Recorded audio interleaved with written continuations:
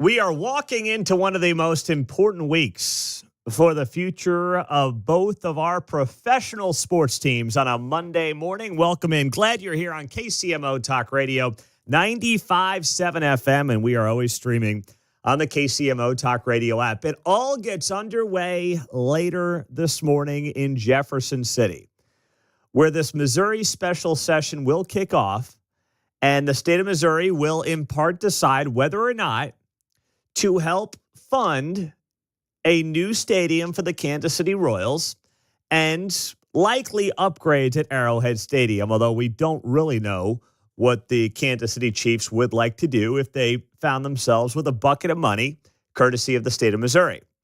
But we will find out starting today what exactly this is going to look like in Jefferson City. Now, I have spent a lot of time over the weekend watching local media, watching some of the reactions, some of the debates, some of the conversations, and they're missing one of the biggest points that needs to be made loud and clear in this discussion. I'm not picking on anybody when I say this, but I'm watching some of these local TV broadcasts and debate shows, and they're having this conversation like, so how does this work? If the state of Missouri is offering potentially 50% of the project's funding and Kansas is going to offer 70% of the project's funding, why aren't these teams running to Kansas right now? What's going on here, Bob? Explain this one further, Sally. And then, of course, these people can't explain it. I laid this out last night on my Facebook page and then also on X at Pete Mundo. So if you want to see that there, you can in written form. But I think this is the most important point that needs to be made about Kansas versus Missouri. And this is not me being pro-Missouri. It's not me being pro-Kansas.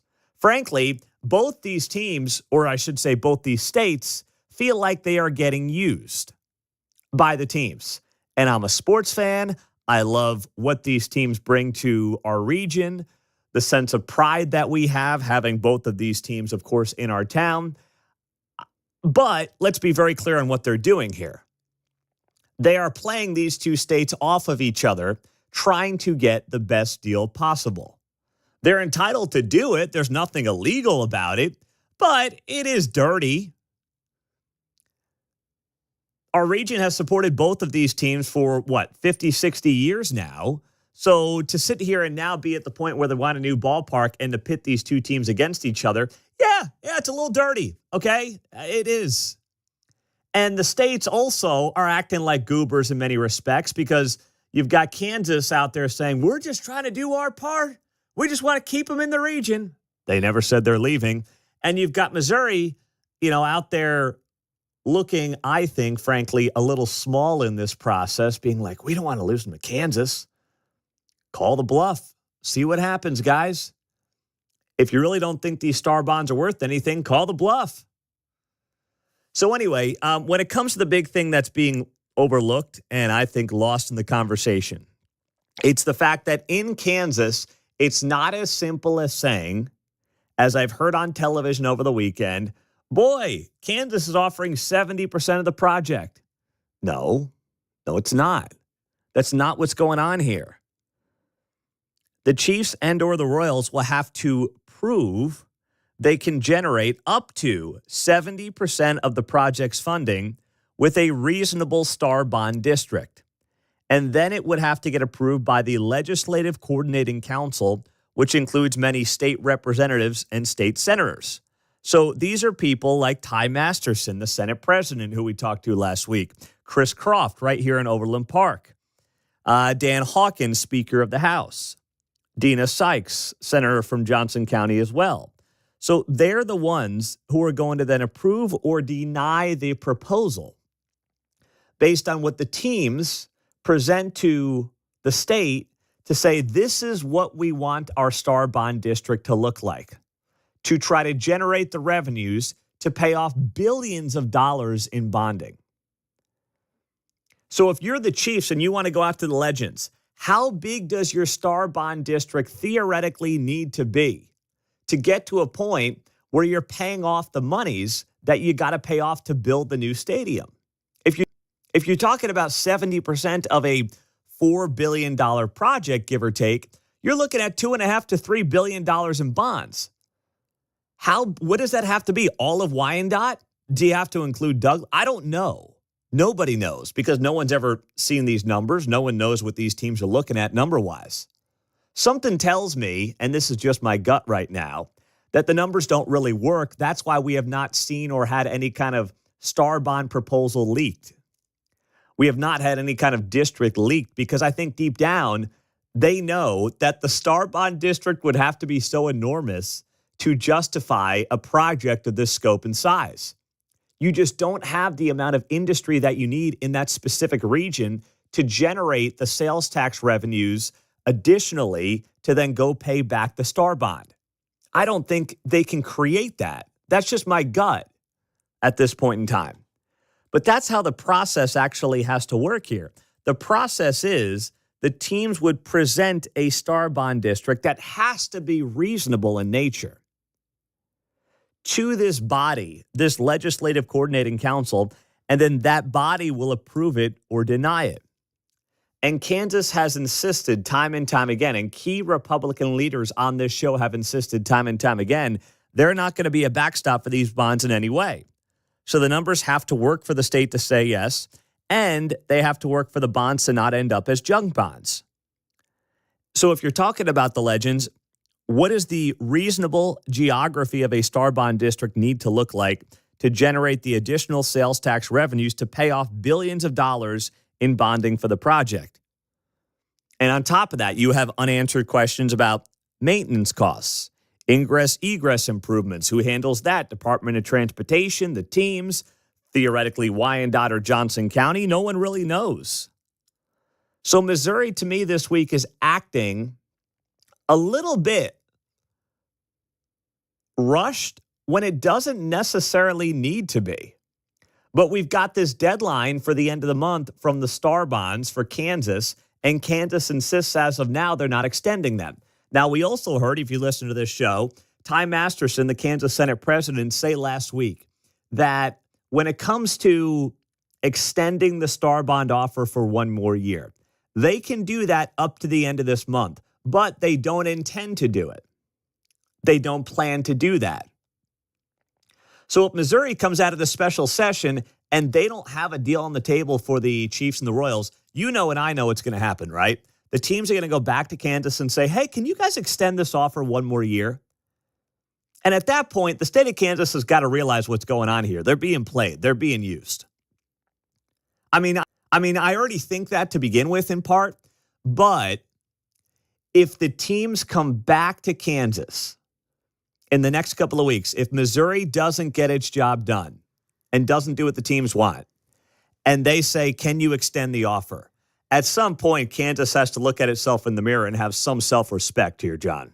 Well, remember when Facebook used to have relationship status right up front there? Yes. It's complicated, right? Yes. Kansas and the Royals, it's complicated. Or to use another Facebook relationship example here, Kansas could just identify itself as the side chick because that's all they are here in this game. They're the side girl, okay? And they're being played as the side piece. Except they're not being showered in gifts that usually the side piece ends up getting a little bit. Say arm candy qualifies for a little better. So that's where we are going into this today. Joe Nicola is a Missouri State Senator from Independence. He's driving down to Jeff City right now. He's going to be on the show coming up at 8:30 this morning. So we are going to have this thing covered wall to wall. Our buddy Scott Fawn from the Missouri Times will be here at 9:15 as well. So we're setting the stage for what is going to be potentially a historic week that will help determine the future of these two teams in the Kansas City region. 913-408-7957 is how you join the show on KCMO Talk Radio. And I know some of you are like, oh my gosh, here we go again. I can't control the news cycle, man. I can't do it. All we can do is cover it, and this thing is going to be moving a mile a minute. I promise you it's going to be happening fast this week, and there are going to be a lot of twists and turns. and we will have it covered. I promise you, better than most of the others here in Kansas City, if not all of the others. I'm confident in that. We are going to have the best coverage of this whole deal all week long here on KCMO, and that's why you got to stream us on the KCMO Talk Radio app. Coming up, we'll get to you, but also big news for one of those two teams that we will have to share with you and get some insight from the great Mark Van Sickle coming up on KCMO Talk Radio.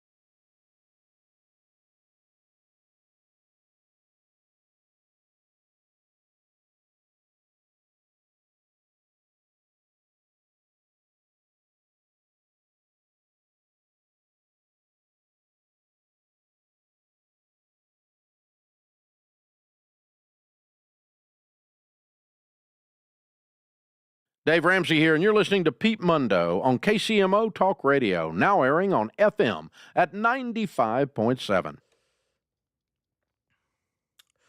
Text line as we get set for the special session today in Jefferson City. I know Clark Hunt's a billionaire. I know that he could spend just one of his billions and throw it at a stadium on the Missouri or Kansas side. This thing still feels totally ridiculous to me, Pete, that taxpayers could be footing any part of the bill. Let them go to Kansas if they want to go to another state if they want to. I don't know how many Missourians are actually feeling that way right now. I mean, anecdotally, if it's a pride thing for you on the Missouri side to keep these two teams there, or do you draw the line in the sand and say enough's enough? I'm not going to do it. It sounds like a lot of the more conservative members of the General Assembly and the Senate are not going to vote to go ahead with this deal for the Chiefs and the Royals, but we'll get to more of that coming up. Dave is on the Kansas side in Overland Park. Hey, Dave, good morning. You're on KCMO. Yeah, hi, Pete.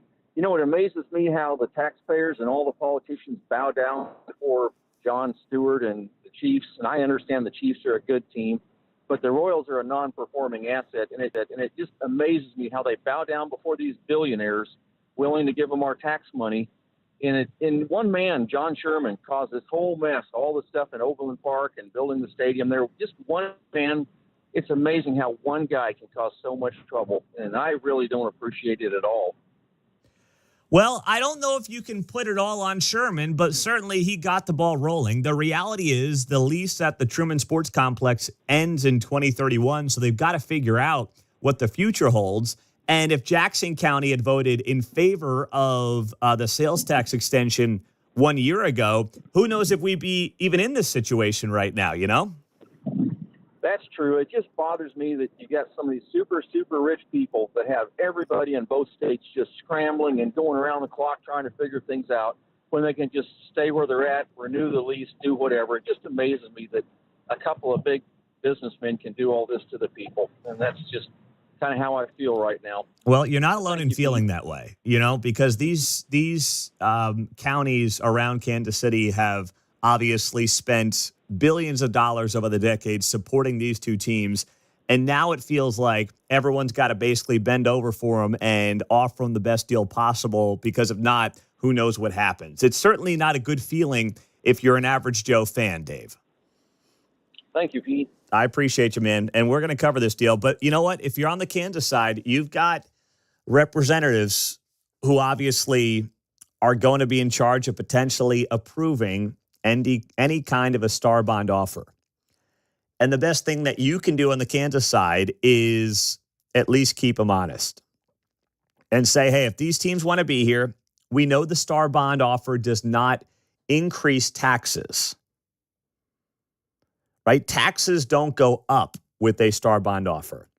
What you do is you take the difference of the additional sales tax revenues in a given made-up district and use it to pay off the bonds. The key is to keep these teams honest and also keep the politicians honest in terms of how they potentially draw a star bond district. Now, Governor Mike Kehoe of Missouri was on the show on Friday, and here's part of what he had to say when he was, I think, being a little, dramatic's the wrong word, but he certainly seems to be taking the Kansas star bond offer very seriously. I would remind your Missouri residents and Missouri listeners, as well as your elected officials, if the teams move out of the state, we get nothing. There's zero to maintain or to keep. And then we also have a sports complex that's a beautiful complex there in Jackson County with nothing in it.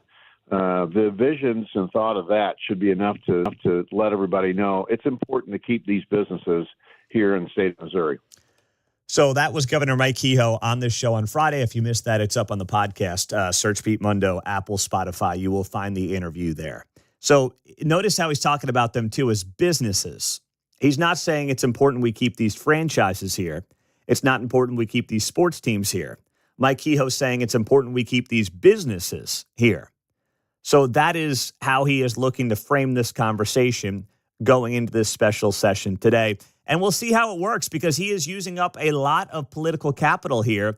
And if it totally bombs out and doesn't go anywhere, it's not going to be pretty.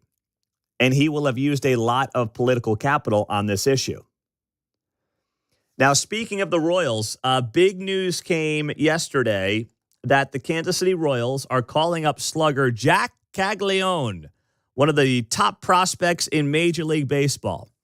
He's got 15 home runs and 56 RBI in 50 games between AA and AAA. So how about that on the night before the special session? I'm not saying these two things are in any way related, but I just like the coincidence that the Royals are calling up one of the top prospects in baseball because they need a little juice at the plate right now. Mark, you've been following this guy, Jack Caglione. You fired up, my man? Oh, yeah. Less than a year ago, he was in the College World Series with Florida. So he just ran right through it. The Royals didn't have a choice at this point. It's probably the biggest midseason call-up since Eric Hosmer, May 6, 2011. Whoa! And that was, I went to that game. It was a 10,000-person walk-up to sell out the crowd. And, I mean, I know the Yankees are going to be here next week, so it's probably going to be a high crowd anyway, but that is going to be a crazy environment out there. Oh, my goodness. Now, why do I see you and others using the hashtag JACOFF for jack off? Yes, when he hits a home run, it is a jack off blast off. Oh, so is that what they call it? They call it, yep. And his nickname, the Jackhammer, JACHAMMER. So that's something that fans can get excited about on social media. I know that I don't want to get into exit velocity and stuff like that, but he's been getting compared to Pete Alonso, your Mets guy. He's getting compared to Ohtani. Yeah, I don't want to hear about exit velocity and jack-offs. Mark. Aaron Judge. I mean, these guys are power hitters. And I don't want to get too excited about this guy, but, I mean, when you see names like that and their power, it's just, I don't know. So we're going to hear Denny Matthews. The ball is deep, it is far, and there is a jack-off from Jack Caglione. First home run of his major league career. See, I don't think that Denny's going to do it. Yeah. I think it's just going to be the social media trend. I think it might be trending on Tuesday or whenever he gets his home debut. Okay. We'll see. Well, I see you using that hashtag a lot, Mark. So yeah. I'm just trying to get a feel for what's going on here. That's what's going to happen. All right. Well, there you go. Jump on board. Jump on board. I think I'll pass. But Jack Caglione is getting called up to the big leagues, one of the top prospects in Major League Baseball by the Royals. Coming up, we have a local prominent politician missing. We'll tell you who next.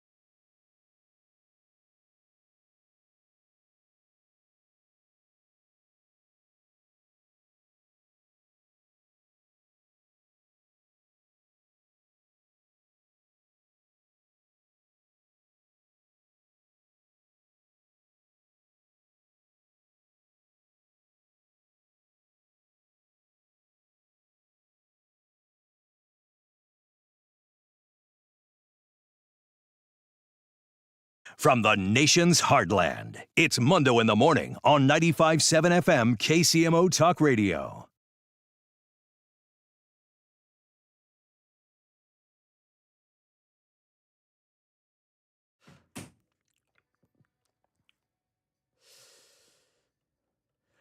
Well, this is certainly a concerning development that popped yesterday, although Tony's Kansas City had something on this a couple of days ago I'll get to momentarily. Manny Abarca, a Jackson County legislator who, of course, has been one of the most vocal critics of Frank White, interestingly, is, yes, a Democrat, but has worked with Republican Sean Smith on a lot of the key issues in Jackson County, most notably the tax assessment debacle. Well, his wife filed a missing persons report for Manny Abarca and his son.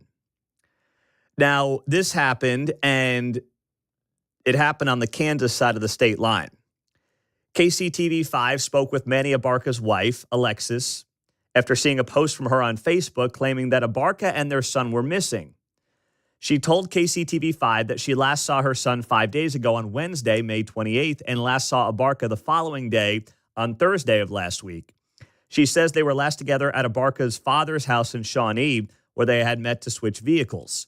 She then told KCTV5 some sort of incident happened and the police were called.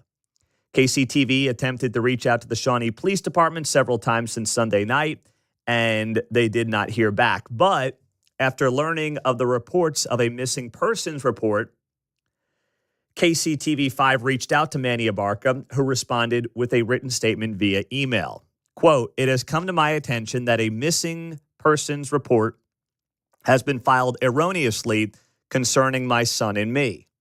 Please rest assured we are not missing. We are both safe and healthy." KCTV5 goes on to say it's unclear at this time if Abarca has reached out to authorities about he and his son's current whereabouts. Meanwhile, his wife tells Channel 5 she has spoken to the police multiple times, including authorities in Kansas City. She says her son is in need of medication and that she has it in her possession. In her Facebook post, Alexis says, quote, "I'm asking for help as a mother that is desperate to get her son back." I don't know what's going on here. But I do know and will share that Tony's Kansas City was ahead of this story, as he is a lot of stories. This came on Saturday from from Tony's Kansas City about Manny Abarca. Tony writes here, in the coming days, we're going to see some drama emerge regarding 1st District Jackson County legislator Manny Abarca, and none of it has anything to do with his ability to work as an elected official. Tony goes on the right here. Legislator Abarca has taken epic criticism from Democratic Party insiders for some of his bipartisan work with legislator Sean Smith. He goes on to say that we're cutting off comments on this post, but we're expecting a statement from Mr. Abarca soon, and we'll open up comments on that. Of course, he had the story last night that's shared here, Manny's statement to local media saying, "I want my son to be safe. I want my son to also be with me." That is a statement from the son's mother. So I don't know where this story ends up going. I am not going to sit here and speculate on it any further. I did send a text message to Manny Abarca, and I didn't ask him to come on the show. I just simply said, praying for your family. I hope things work out and everyone is safe and well. But it went through as a green bubble, and I know he's got an iPhone because we've texted in the past, and the bubble has been blue. So it just went through as a green bubble. I don't know what that means. If that means his phone's off, if he's got a new phone, I have no idea. But obviously, for a guy who does have political aspirations beyond being a Jackson County legislator, this is not a great twist or turn in that story. And most importantly, you hope the well-being of the children is top of everybody's priority list. I believe they have a son and a daughter. And hopefully that is going to work itself out over time, because that is just obviously the last thing you want to see when it comes to the kids. But we'll see where the story goes from here. 913-408-7957 is how you join us on KCMO Talk Radio 95.7 FM. We are streaming on the KCMO Talk Radio app. That's how you join us. On a busy Monday morning, we are watching everything happening, of course, down in Jefferson City as well. That is where the special session is set to get underway later today. Pete, if the Chiefs move to Kansas, this is on the text line. What would be the chances that Missouri is able to get a UFL team to play at Arrowhead? Really? Really? Is that, I mean, come on, please. Is that, no. Each fan gets his own section tonight at the ballpark. Hey, I love UFL and I watch it, but it's BB's in a boxcar at most of the stadiums, man. Please. What section do you want, John? I'll take 104. Right. I don't know about you. Might as well go for the 50. Yeah, seriously. Yeah, 101 maybe, 132, something like that, depending on which side you're on. Might as well take the home side while you're at it. Probably get first dibs. Can we not start speculating on UFL teams taking over Arrowhead Stadium? Holy cow. For a stadium that has been so iconic for so many years, that, of course, has housed some of the loudest moments in NFL history, can we not speculate on UFL teams? No. We did so well with arena football, the Commanders and the Brigade. Oh, my goodness. Stop. Even Mark hasn't made a peep over there. He knows that is not something we should be talking about here on the show. No, we don't need to host the U.S. men's Olympic flag football team here or anything like that. I'll pass on that one. But I guess it's a nice thought on the text line, I suppose, if you want to go down that road. The Lee Summit Police Department says that a police officer has been shot multiple times late last night on a domestic disturbance call. 3500 block of Southwest Hollywood Drive at about 11 p.m. Police say as the first officer arrived on scene in the apartment complex and while waiting for his assisting officer, the officer saw a man running from the scene. The officer chased the suspect on foot, advised via the radio that shots had been fired. Police say the officer did not fire any shots, but the officer was struck multiple times. Investigators are working with area law enforcement partners to track down a suspect, reading this from Channel 41. Police say they know the suspect's identity and there is no perceived danger in the area of the original scene. Police saying multiple witnesses gave a statement that the suspect fled the area in a vehicle and the officer has been taken to a local hospital with serious injuries. So that happening in Lee Summit late last night. And once again, just a reminder, what these cops are dealing with day in, day out, not just obviously in urban cores where, of course, the crime is more likely to be more substantial. It is definitely a more dangerous job. There's no doubt about it. But this was a fairly routine call, domestic disturbance, 11 p.m. on a Sunday night in Lee Summit. And now you have an officer in the hospital with serious injuries. This is the kind of stuff that most of us, when we wake up and we go to work, we're not thinking about. Right? We're not getting out of bed. I'm not. Trust me. The worst thing I'm worried about here showing up is how the caller's going to be today. Are the callers going to abuse me? What's going to happen here on the show this morning? Are we going to get breaking news? How are we going to handle it? Can we put together a halfway decent show that's informative and hopefully somewhat smart and funny and entertaining? I mean, what do we... And if I walk out of here and I'm like, oh, damn, bad show, I'm not worried about getting shot after responding to a domestic disturbance call. But that's what these law enforcement folks every single day have to have in the back of their mind. And it's why as we sit here, last week was, of course, 5 years after George Floyd got killed, and we had a lot of media attention on the 5-year anniversary. It's like, you know what? Last week was the 5-year anniversary of cops being treated like dirt in not just Kansas City, but around the entire country.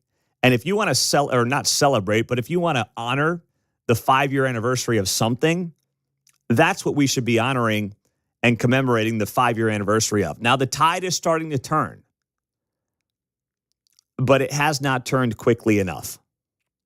Next, we'll get to the 6 at 6, the top 6 stories in the 6 o'clock hour right here on KCMO Talk Radio, 95.7 FM, and streaming on the KCMO Talk Radio app.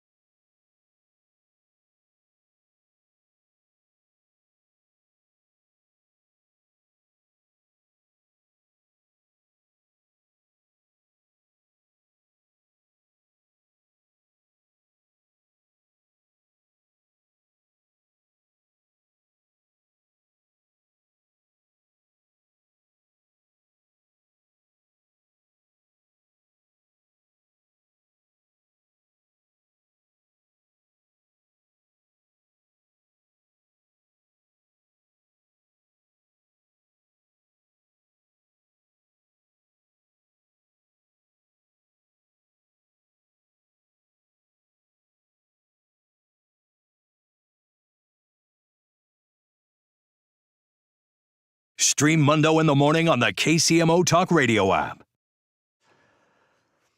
It is 6:49. It is great to be back on a Monday morning on KCMO. It's that time of the week. Let's do It's it. time for the 6 at 6 on 95.7 KCMO Talk Radio. Well, let's start with this tragedy in Boulder, Colorado. This is just absolutely tragic. A hate-fueled madman launched a targeted terror attack in Colorado yesterday, setting at least one woman on fire and injuring 8 total as he screamed "Free Palestine" and blasted a makeshift flamethrower and Molotov cocktails against a crowd commemorating Israeli hostages still in Gaza. The FBI has identified this person as Mohammed Sabri Soliman, and Mohammed landed in the U.S. at LAX, Los Angeles International Airport, in August of 2022 with an authorized stay through February 26th of 2023. But I know, shocker, he stayed in the country. After filing a claim, he was cleared for work authorization by U.S. Citizenship and Immigration Services March 29th of 2023, which expired this March. The Department of Homeland Security is working alongside the FBI to investigate the terrorist attack, according to DHS Secretary Kristi Noem. So this group was not protesting anything. It was a peaceful walk to show solidarity with hostages and their families. And this lunatic was heckling and harassing people and then started launching Molotov cocktails into the crowd. 45-year-old man arrested at the scene, also hospitalized. But if you haven't seen the videos, you can see him on social media. This guy's holding bottles of clear liquid while waiting for the group outside of the downtown courthouse. And then he lit the liquid and chucked the containers at the walkers, striking 5 people and badly burning 1 woman who had to roll onto the ground to extinguish the flames. So this is what happened yesterday in Boulder, Colorado, and we'll have more on this throughout the morning here on KCMO Talk Radio. Number 2. Next up for the 6 at 6, the special session in Jeff City gets underway today, where they will be determining the future potentially of potential tax incentives for the Chiefs and the Royals to stay in Missouri. They also will be looking at tornado relief for St. Louis. They'll be looking at infrastructure funding for various parts of the entire state. There is a lot that's going to be debated and discussed starting this week, starting today in the special session down in Jeff City. But of course, the sexiest part of the whole special session is going to be what comes out of this for the Chiefs and the Royals, if anything at all, with the backdrop being a June 30th deadline when the Star Bond offer on the Kansas side of the state line does get set to expire. Number 3. On a similar note, Jack Caglione getting the call-up for the Kansas City Royals. Woo! That's right. One of the top prospects in Major League Baseball has gotten the call-up to the big leagues, and he is just lighting it up in the minor leagues. Caglione hitting .322, 15 home runs, 56 RBI in 50 games this year between AA and AAA. He had 5 home runs in his first 4 AAA games. Is that right? Absolutely dominated. 5 homers in 4 AAA games. Now, it's my understanding this was not part of the plan. They didn't want to probably call him up this early, but he basically made it so they had no choice. Yeah, they were probably going to call him up in August, but it's June.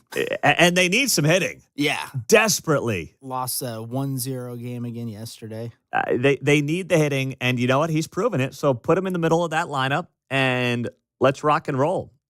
Where's he playing, by the way? He'll probably play right field or left field. Okay. He was supposed to come up as a first baseman, but that's where Vinny plays right now. So okay, they'll fit him in. Right field or left field for Jack Caglione. Very exciting stuff. One of the best prospects in Major League Baseball, getting the call up to the big leagues for the Kansas City Royals. Next up for the 6 at 6. Number 4. Here we go. Wait, Greta Thunberg back in the news.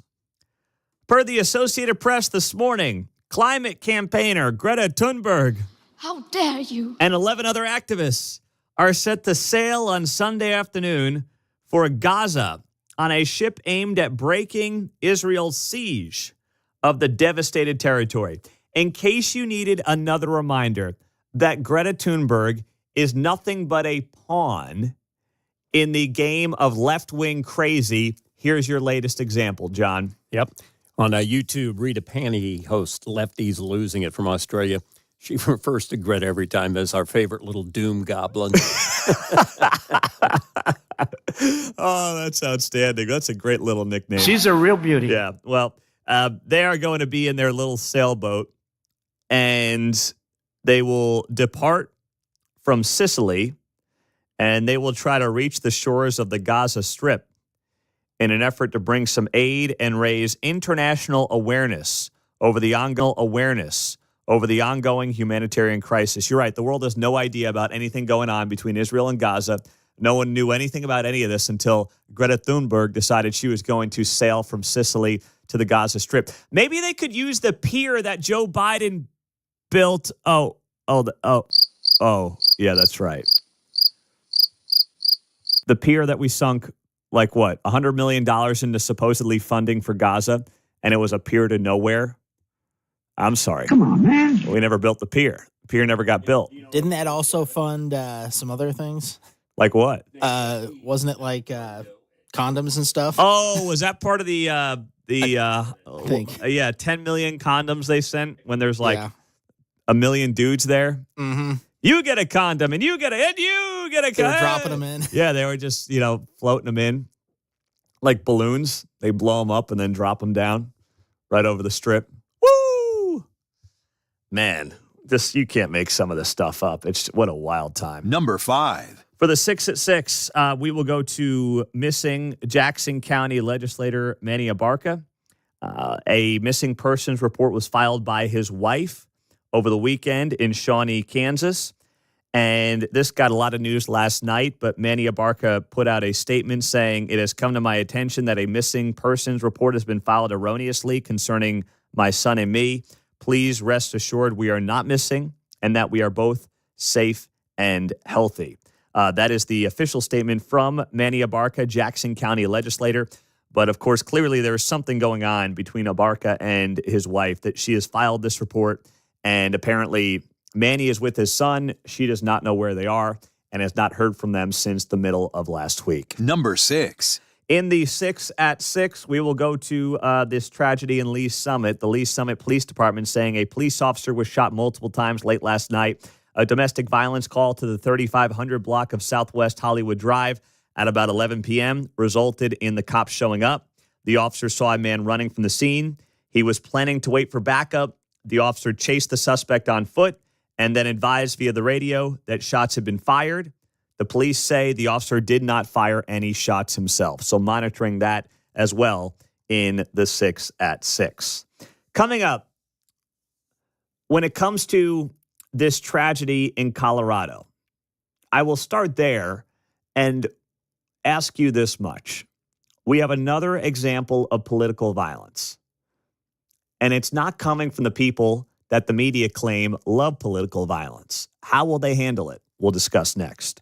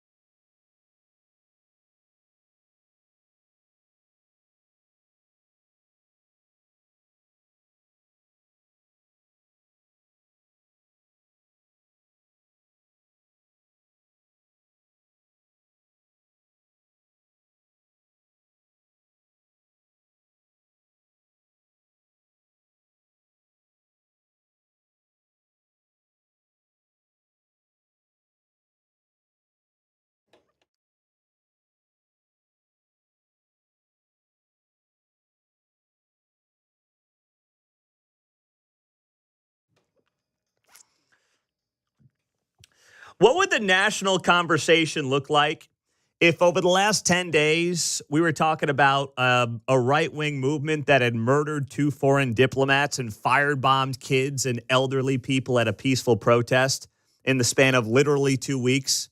You tell me what the coverage would look like on Meet the Press this weekend. You tell me what PBS would be covering this weekend. Oh, by the way, defund those hucksters. What would the national conversation be in media as we start the week here on a Monday morning? You tell me. And that was the question posed by Guy Benson, who is coming to Kansas City, of course, next week. He will be here for his meet and greet event. We got dinner. I'll be out there. Keatsman will be out there. And there are less than 15 tickets still available at KCMOTalkRadio.com. You can buy them now, but literally under 15 to go until that event is sold out next week at Boulevard. So buy them at KCMOTalkRadio.com. But that was something that Guy Benson put up last night on social media. And he is absolutely spot on. After Kansas lost one of its own, Sarah Milgram, who was shot and killed outside of a museum for no reason other than being Jewish with her boyfriend coming out of a pro-Israel event. And now yesterday, you go out to Boulder, Colorado, where you had a man who was not even supposed to be in the country, came in 2022, firebombing and throwing Molotov cocktails at folks who are just promoting peace and, yes, advocating and lobbying and bringing awareness to those Israelis who are still being held hostage by Hamas. And what ends up happening? You've got this lunatic who is heckling, harassing people, and ends up injuring 8 people. This individual landed in the U.S. at LAX August 27th of 2022 with an authorized stay through February of 23. He then stayed in the country. He filed a claim. He was cleared for work authorization by U.S. Citizenship and Immigration Services March 29th of 2023. That expired this March, according to the outlet. And what was this guy doing? Well, he was standing shirtless. I mean, he just looks like a wacko, total lunatic. He's standing shirtless in Boulder, Colorado. He's screaming "Free Palestine." And he's blasting makeshift flamethrowers against this crowd that was simply peacefully commemorating Israeli hostages still in Gaza. The FBI has identified this man as Mohammed Sabri Soliman. In the middle of a tirade about Palestine and calling for death to Zionists, he then tossed his homemade incendiary devices and screamed, "They are the killers." "End Zionists," he screamed. As he launched these Molotov cocktails, there are now 8 victims between 52 and 88 years old hospitalized with varying injuries, according to Boulder Police and FBI Denver Special Agent Mark Mikulek. Now, Fox News was first on the reporting yesterday, and here's what they had right out of the gates after this attack ended up taking place. And we can break to our viewers now, per 3 senior DHS and ICE sources to Fox, according to our colleague Bill Malusian doing some great work, that he is an Egyptian national who is in the U.S. illegally because of a visa overstay who came during the Biden administration. Mohammed Sabri Soliman first flew into the U.S., according to these 3 sources of the DHS and ICE, flew into the U.S. on August of 2022 at LAX. He was authorized to stay through 2023, but never left. So if we were talking about these 2 major incidents happening, one against 2 completely innocent people, one, of course, Sarah Milgram from right here in Johnson County, Kansas, 2 weeks ago. They get shot dead at about 9 p.m. on a Wednesday night, walking out of an Israeli event by a crazed man who also was screaming about freeing Palestine.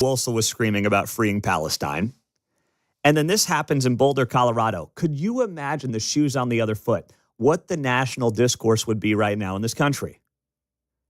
You know and I know. Goodness gracious. Yes, January 6th, embarrassing event. A lot of people should be ashamed about how they handled themselves, but they dragged that. I mean, they wanted to make January 6th, 2021, September 11th, 2001. They've been trying to achieve that for over 4 years at this point. Meantime, we have clear political violence driven by one narrative on one side of the political aisle. And what do you get here? Nothing.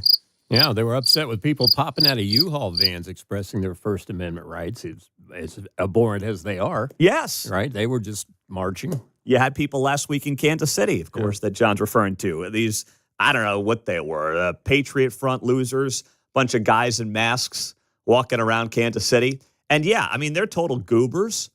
We're not defending them, but you talk to some people, you would think that's a bigger threat than a guy throwing Molotov cocktails into a group of peaceful protesters. We're getting to the bottom of this. Yeah, exactly. By golly. So Chris Kobach, Kansas Attorney General, put up a post last night reading the anti-Semitic terrorist attack in Boulder by alleged attacker Solomon is yet another case that hits close to home. It comes on the heels of the recent killing of Kansan Sarah Milgram in D.C. As Kansas's top law enforcement officer, I will do everything in my power to prevent such attacks in Kansas. This has to end. That's from Chris Kobach. Now, Kansas Senate President Ty Masterson also posted this last night. He said, I'm deeply concerned that DHS, that's Department of Homeland Security, has identified Douglas County, Kansas, and Lawrence, of course, Lawrence is in Douglas County, as sanctuary jurisdictions defying federal immigration law. In 2022, we enacted legislation banning sanctuary cities and counties to ensure compliance with federal law. He said, I urge Attorney General Kobach to investigate this matter swiftly. We will hold any Kansas city or county accountable for flouting federal immigration laws and undermining public safety. That is from Kansas Senate President Ty Masterson last night on social media. Now, if that is happening, and he says here that DHS has identified Lawrence as a sanctuary jurisdiction, well, then Kobach's going to have to do something about that. And he's going to have to act swiftly. He can't sit here and just go along to get along when the state has laws on the books, because if I guarantee you he'll do something about it. I think he will investigate it, but it can't be one of these he'll do something about it. Or we just look the other way, because then what's the point in the state of Kansas passing these laws if nothing will be done about it? Kevin's in Overland Park. Go ahead, Kevin. You're on KCMO. Hey, Pete. I was just telling John, I was like, we know this stuff is all funded as well and coordinated, and it's like until you cut off the funding, you find the head of the snake and take care of it. This stuff is going to just continue on and on and on. It doesn't matter. They pick, right now it's Free Palestine, anti-Semitism. 5 years ago it's BLM. They foster a hatred. They create the narrative for it, and on it goes. And for mainstream media to be basically quiet on it, and for the left side to be basically quiet on it, not saying anything about it. They're in on it too. They're complicit. Well, they're definitely complicit, Kevin. Thanks so much, my man. They are definitely complicit in not treating this as part of a broader problem of political violence that is largely stemming from one political ideology. Now, was this guy funded by some larger network in Boulder, Colorado? We don't know that yet, but I would like to know who he's been in touch with since he's been in this country. I think that's incredibly important to know. And I'll tell you this much, too. I am so glad that we have the leadership that we have right now in the FBI and in DHS, because they are not going to sweep this one under the rug. I promise you that much. No way. Not a chance. Coming up, Nathan Brennan is going to be here, KCTV5 reporter. He's on the ground in Lee Summit, where a cop was shot overnight. He'll give us the latest on what's happening there, what we know.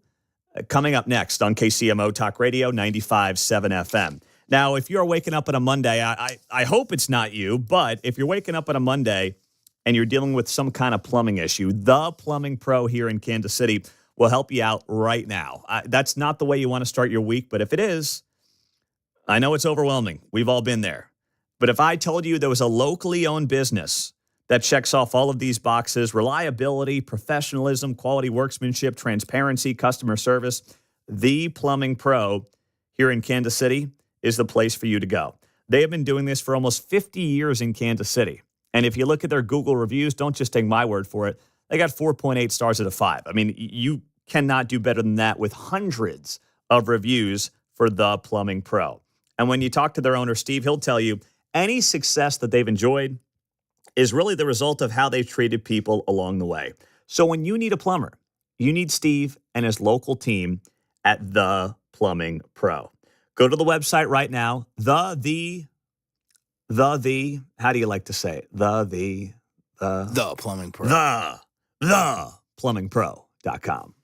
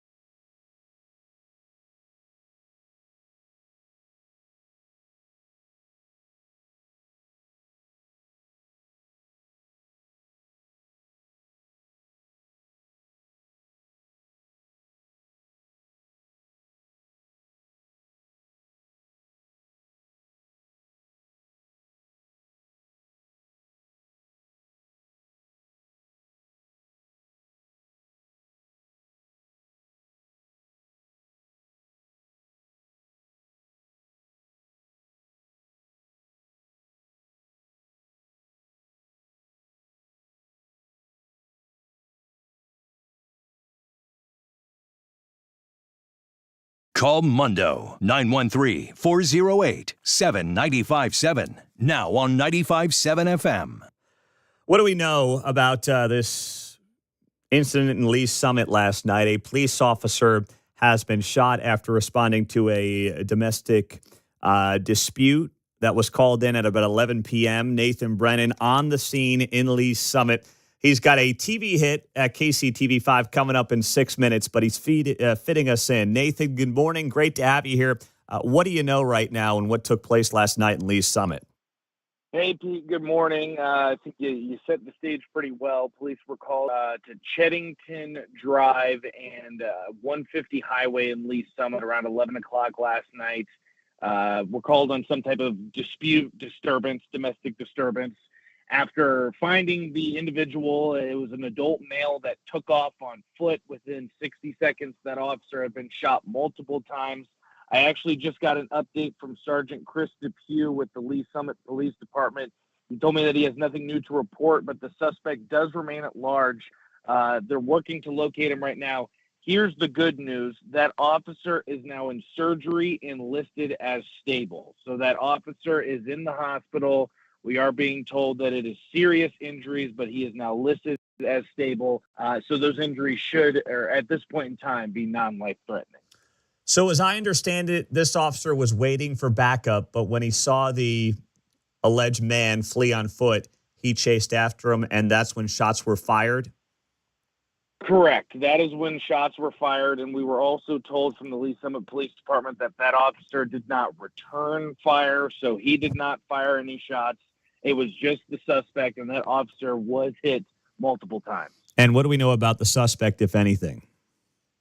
We don't know much at this point in time. We do know that he took off on foot and then did get into a vehicle to escape. So everyone that lives here at the Echelon apartments, I don't know if anyone's listening at this point in time or lives in the area, this place is safe and secure. That suspect did take off in some type of vehicle, and that's now part of the active investigation from officers. Okay, so that's going on right now. So you're out there in Lee's Summit. You're on the scene. What's next? Are there any press conferences or any time updates that we are expecting more information from Lee's Summit PD? Not at this point in time. Definitely follow us on air and online, kctv5.com, also our KCTV5 app. I'm in constant contact with Sergeant Depew. I've been texting back and forth with him throughout the morning, and that's kind of how I got that latest information. That officer is now in surgery. Don't know of any press conferences or anything like that at this point in time, but obviously that changes minute by minute, hour by hour, so you can definitely stick with us for any of the latest information. All right, Nathan Brennan, thank you, my man. We appreciate you. We'll be watching on KCTV5. Have a great day. All right, thanks, Pete. You too. All right, Nathan Brennan on KCMO Talk Radio, 95.7 FM.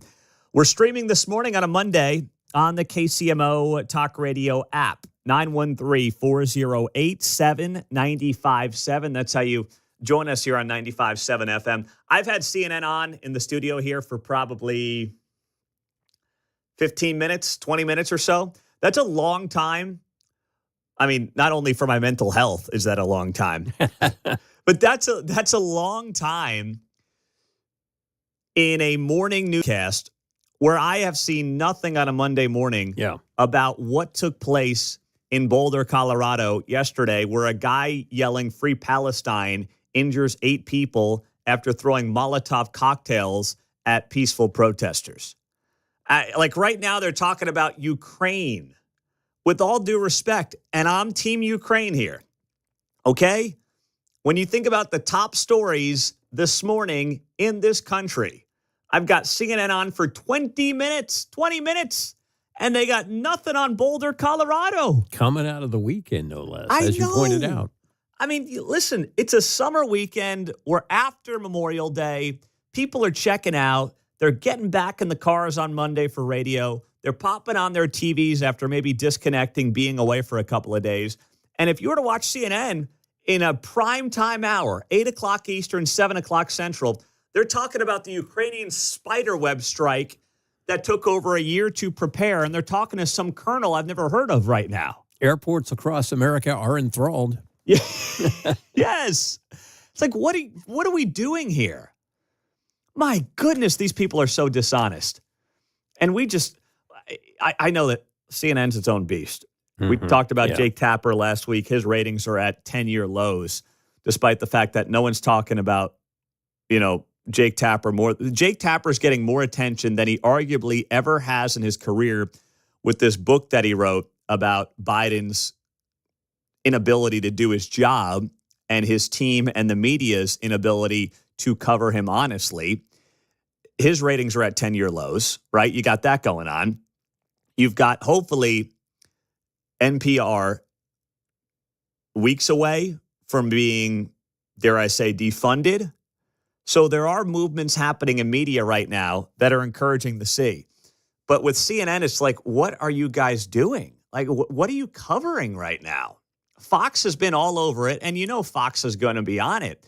But you think that just from a pure news perspective, I'm not saying you need commentators on there who are going to obviously, blast one side of the political aisle, but just cover it like a news story, and it's not happening right now. It's like they have filters on to filter out Palestine or illegal immigrant. Nope. Block those stories. Yeah, we can't. We cannot. We cannot have that be at the top of our list for today. No way, no how. 913-408-7957. Coming up next, this was a headline piece in the Kansas City Star. Cuts coming to the Kansas City arts community. Well, I was like, all right, well, we don't want cuts to the art community, do we? And then I learned what it was for, and you're going to be laughing at this next.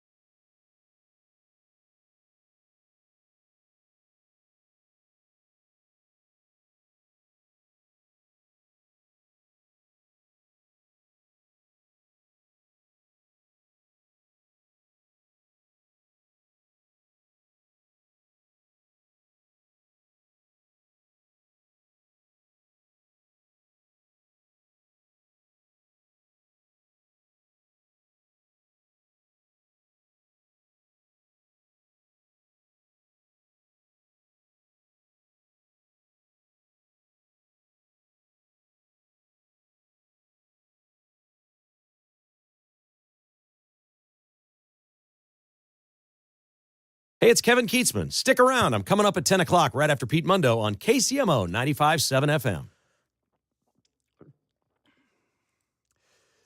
No one has the pulse of this town like the Kansas City Star, right? I mean, sorry. I had to throw it out there. My goodness. So I'm scrolling through some of the local news sites on a Sunday, and this was the top story. Kansas City Star, Jonathan Shorman yesterday. Trump cuts come for Kansas City arts community. A dangerous departure. Okay, arts and danger are usually not two things that you would typically say should be in the same sentence. But when you fearmonger the bejesus out of people and all you've got is a major case of TDS, this is the kind of nonsense you get from your local media. So here's how this article starts. Juan Diego Gossin, an oil painter, moved around his studio on Wednesday afternoon as he prepared for an exhibition at the Mexican consulate in Kansas City. A few doors down, Erin Dodson showed off a jar of dye made from a walnut tree that she's been using to draw. When I think about the critical people of Kansas City, I'm thinking about the men and women in law enforcement. I'm thinking about, the big, successful businesses, major corporations that are headquartered here. I think about the small business owners who are the backbone of Kansas City. And then I think about the lady who is painting using dye made from a walnut tree. I'm thinking of the generations who find dye from walnut trees plentiful on their cars and have a hell of a time getting that crap off after a season of acclimation. So I don't know that we're going to be running out of that material anytime soon. So hopefully that's not the point. Well, it's even worse.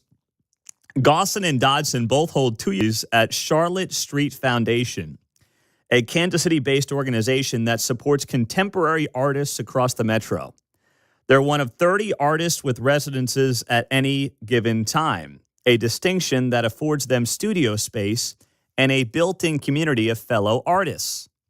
President Donald Trump's administration in early May terminated grants to Charlotte Street and a host of other groups across the country awarded by the National Endowment for Arts, or NEA. Charlotte Street lost $25,000 in federal support that helps fund residencies like the ones enjoyed by Gossin and Dodson and other aid for area artists. Okay, we're $36 trillion in debt. We should not be funding artists in Kansas City who are showing off a jar of dye made from a walnut tree. He's a nut job. That is not what we should be doing, literally and figuratively. Nut jobs. This is not the business that the federal government needs to be in. And if we had halfway decent and honest people in our government for the last few years, we'd all be on the same page. But not only is it bad enough that people are writing stories about this in Kansas City media at a time when the newspaper is a shell of what it used to be. This is what they feature as a headline story in this town. Imagine being Jonathan Shorman who wrote the article, and I saw him on Nick Haynes' show, Week in Review. I mean, at some point, you got to put your foot down and tell the bosses, I'm not doing this. I'm not writing about walnut artists and how democracy is at stake unless we fund Charlotte Street to the tune of $25,000 for a walnut artist. The story goes on to write here. The residency has been an enormous blessing for me, said Dodson, adding that she estimates renting similar studio space would cost $600 a month. Okay, I mean, in America, it's a beautiful place. If you have a skill set that allows you to make money, which then you can turn into a business, you have every right and every ability in America in 2025 to do it. If you can't, it is not on the government to bail you out. It is not on the government to pay for your studio space to show off a jar of dye made from a walnut tree. that literally I can't think of anybody. Even Aaron Dobson's parents are probably like, would you get a job, please? Could you put yourself to use, please? What are we doing here? And then for the Star to give a platform to this, like the city's going to come to a freaking end if this art organization is not properly funded. Oh, my goodness, spare me. NEA grant cuts threaten to tear at Kansas City's arts and culture community, where We're federal ripping away support, funding. ripping away, ripping and tearing, slashing, Jeez, guys, gouging. This is just comical. This is so pathetic and so embarrassing, even by their standards. The NEA cuts also come after the National Endowment for the Humanities has made reductions, along with the Institute of Museum and Library Services. Charlotte Street and arts organizations across the country began receiving emails on May 2nd informing them that their grants had been canceled. The emails appeared to contain similar messages, with each saying the endowment was, quote, updating its grant-making policy priorities to focus on funding on projects that reflect the nation's rich artistic heritage and creativity as prioritized by the president. Trump's budget proposal calls for eliminating the National Endowment for the Humanities, the NEA, and the Institute of Museum and Library Services. Great. You know, if the Kansas City City Council wants to pick up the tab, I think that would be also a massive waste of taxpayer monies, but if they want to do it, so be it. They can do it on their own time. In the meantime, that's not the job of the federal government. This is an utter embarrassment we were even funding this to begin with. Every time you see a headline, administration slashes, rips apart, tears away, just sub in the word saves money. Yes. Right? Yeah. That's what it really means. That's code. Oh, the text line. Pete, I hear that shucking walnut husk is paying about $600 a month. That's well done. On the text line, 913-4087-957. Also on the text line, Pete, my eBay sales have been slow lately. I wonder if the government will help me out with some items to sell. Well, it depends what you're selling.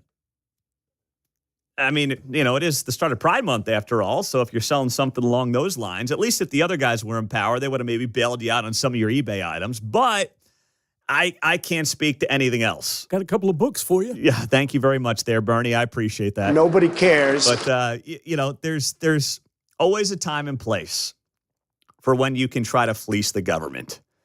And thankfully, that time is not now.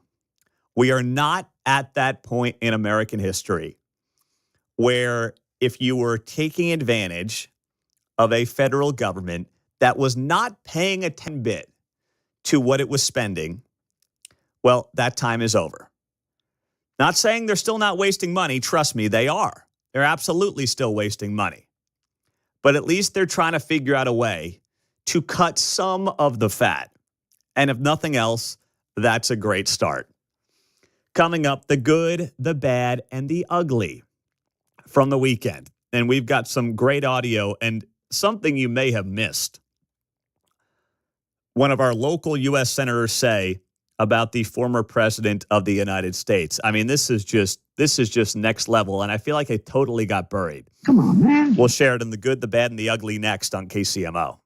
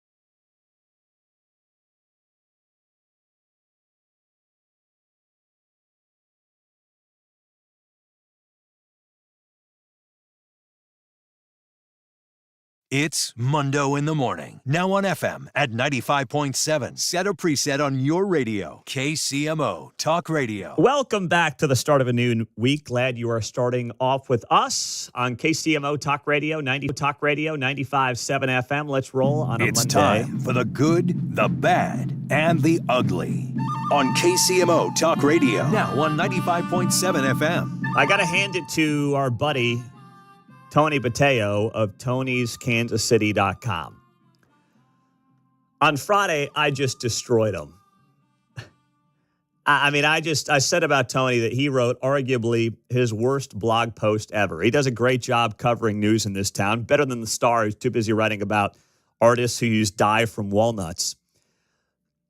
But he had a blog last week claiming that another radio host, Laszlo is his name, is being dubbed the liberal Joe Rogan, and that the strategy from the radio station that put him on in the mornings against us was to try to basically make a ton of money in 2026 when Democrats will try to, of course, win back the House and win back the Senate by trying to make talk radio and podcasting more left-leaning.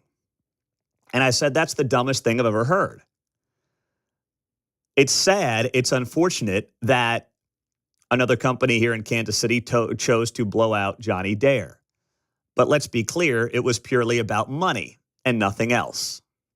It was a budget cut by somebody who doesn't understand Kansas City, the radio landscape, and the value of somebody like Johnny to that company. They just look at the bottom line, or maybe the top line, and they say, too expensive, see you later. Big mistake. Then they put this guy in here as a cheaper alternative. There was no strategy beyond that, trust me.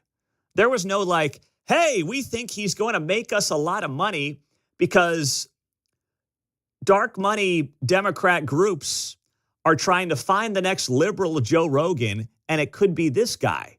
He can't even speak. I haven't listened a lot, but he can't talk. He sounds like he's permanently got cotton balls in his mouth. Maybe something else in his mouth. I don't know. But he literally cannot speak the English language. Trust me, there was nothing more here. This was not deeply thought out. And sadly, too many radio executives don't really do deep thinking, and that's how you end up with results like this. There's no like, we're going to make him the liberal Joe Rogan of Kansas City, and the show is going to take off and make us a bunch of money, and we're going to get a lot of advertisers in the 2026 midterms. That's not how this went. I promise you that is not how this went. So I said this on Friday, and Tony's Kansas City, to his credit, wrote a blog post about our rant, and he writes here, this week, one of our most popular posts was a conversation about the desperate and doomed Democratic Party's search for the new Joe Rogan.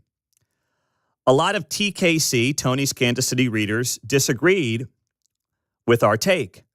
But Pete Mundo takes part of the idea with razor-sharp skill. Even better, Mundo unleashes an epic critique of Laszlo that Kansas City has been waiting to hear for about a decade.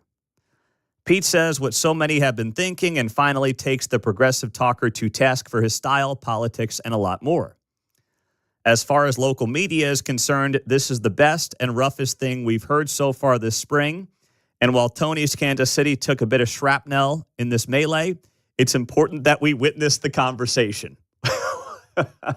Well, thank you, Tony. And a lot of the commenters were also saying, Tony, this is why we love you. You have a viewpoint. You can dish it out, but you also can take it. Keep up the good work. Listen, I've had bad takes too. I do 4 hours of takes every morning. I've got some good ones. I've got some not so good ones. That's what happens. And, the beauty of what I do is you can call me up and disagree with a bad take in real time. So that's the beauty of this platform versus any other. And then, of course, that entertains the audience as well in turn, John. Well, and to your point, the beauty is that Tony can dish it out and take it. Yes. I cannot stand hypocrisy. Unfortunately, I have the wrong job. Lots of people can dish it out on the phone, but they don't like it when I snap back and they call mom, try to get me in trouble. So, hey, that's just the way it is. It's nice to know when people can dish it out and take it. And Tony can absolutely take it. And that's why we love him here on KCMO. And he's got the best blog in Kansas City. And yes, he can definitely take it. But I promise you, there is no strategy to making Laszlo Kansas City's Joe Rogan. I mean, he wouldn't be a pimple on Joe Rogan's left butt cheek if he tried. He just doesn't have the intellect. I'm sorry. The insight, the depth, there's nothing there. I promise you that much. The bad from the weekend. Well, this isn't bad for Josh Hawley. It's bad for Joe Biden. The problem with Friday night cable news is that the ratings are always low. I mean, Friday night people are out. If they're not out, they're not really as much into the news. It's why a lot of top newscasters will take off on Friday nights. It's just not a big news watching night. But Josh Hawley goes on Laura Ingram's show. You might have missed this over the weekend. And he said this about Joe Biden. Mark, could we roll the clip of Josh Hawley there from Laura Ingraham on Friday night? Here we go. It's in the bad, from the good, the bad, and the ugly. This was not a good look for Josh Hawley. The anticipation builds. Listen, I'll tell you something that I haven't said before because it came from a Secret Service whistleblower this past year. I talked to so many of them after the attempted assassinations of President Trump. But this Secret Service whistleblower actually was assigned to Biden, and he told me that Biden used to get lost in his closet in the mornings in the White House. I mean, the guy literally stumbling around in the White House residence couldn't find his way out of his own closet. The president of the United States. I mean, this is outrageous. We were lied to. And listen, Holy bleep. Josh Hawley saying that a Secret Service whistleblower assigned to Joe Biden told him that Biden would get lost in his own closet in the mornings in the White House. As the media and Dr. Jill and the Biden staffers were telling us, he's never been better. He's as sharp as he's ever been. What's that say? Roll that tape, says Joe Scarborough. Roll Yes, the tape. yes. I'm going to tell you now. This is the sharpest he's ever been, said Morning Joe. Holy, the guy was getting lost in his closet. I mean, what was he putting underwear in his head? How do I get out of here? Help! Jill, help! I'm stuck. What do I do? Was shaking hands with all these suit coats in the closet.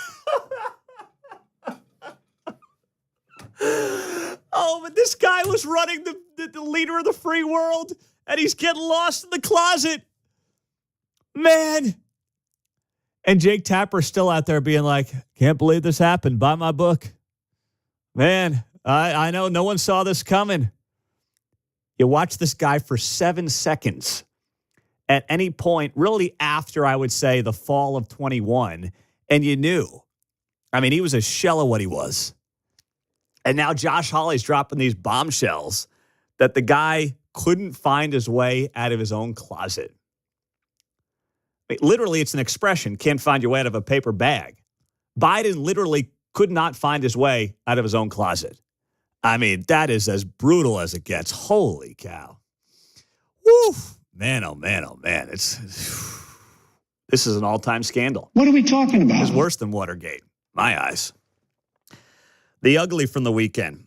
Lee Summit Police Department, of course, is dealing with an officer who was shot multiple times last night on a domestic disturbance call. The update this hour from KCTV5's Nathan Brennan, who's out on the scene, is that the officer is now in stable condition, still at an area hospital. The officer chased the suspect on foot, did not have backup, and was shot by the suspect. We'll monitor that throughout the morning. Coming up next, we have a man who went to a Royals game on the show, and he got accosted by security. He'll tell you what happened next.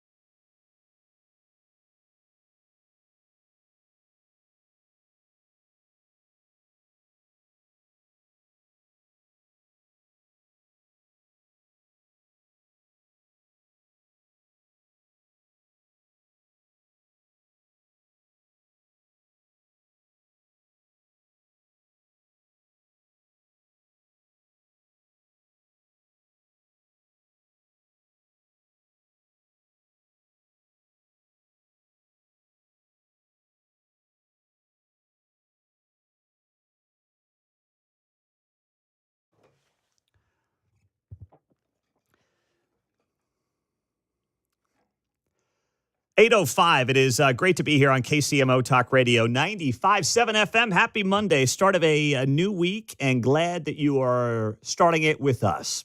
So I just wanted to share this viral story with you. Something that happened over the weekend that Mark sent to me last night. It made a lot of waves on social media. This guy caught a home run ball. It just, run-of-the-mill home run ball on Friday out at the K. And he takes the ball out of the fountains. And you're like, okay, what's the big deal? He then has security come up to him and basically say, hey, you could not go into the fountains for the ball. You got to give us the ball. And by the way, we might very well kick you out of the game. So this goes viral on social media. And this person ends up sharing their story on social media because as it turned out, what happened? Well, it was the 3,000th home run that was hit at the K. So the belief from this individual is that basically they were put in a position, the ball back, because they wanted the 3,000th home run ball that happened to go out at the K. All right, this guy's having an issue with his phone. It's like, dude, come on. I'm trying to put you on I'm trying to help you out here, but I can't tell your story. We got too much going on right now. Sorry, we just can't do it. So we'll try to tell this story throughout the morning here on KCMO, but the accusation on social media is that this person had this ball taken away from them because it was the 3,000th home run that was hit at the K. And that as a result, Mark, could you fill in the blanks here on this story as well? That basically this guy did not have the home run ball taken home with him that he wanted to give to his kid because the Royals wanted the ball back for themselves. Yes, and he didn't even realize that it was the 3,000th home run ball. He just thought it was a home run by Bobby Witt Jr. So he didn't even realize it was such a milestone home run. And then the security came over and he realized after that people were gathering around because there was such a momentous. Obviously, if you're listening on the radio or watching on TV, they'll make a big deal about the 3,000th home run. At the stadium, you probably wouldn't know it. Yeah, it's not a good deal. Not a good deal at all. Oh, dude. And we get a new stadium, we're going to have to start counting all over again. I mean, come on. Well, thank you for setting up that transition there for me. Yeah. Oh, my gosh. Because now we find ourselves in a situation where this morning we are going to get, of course, a special session that begins today.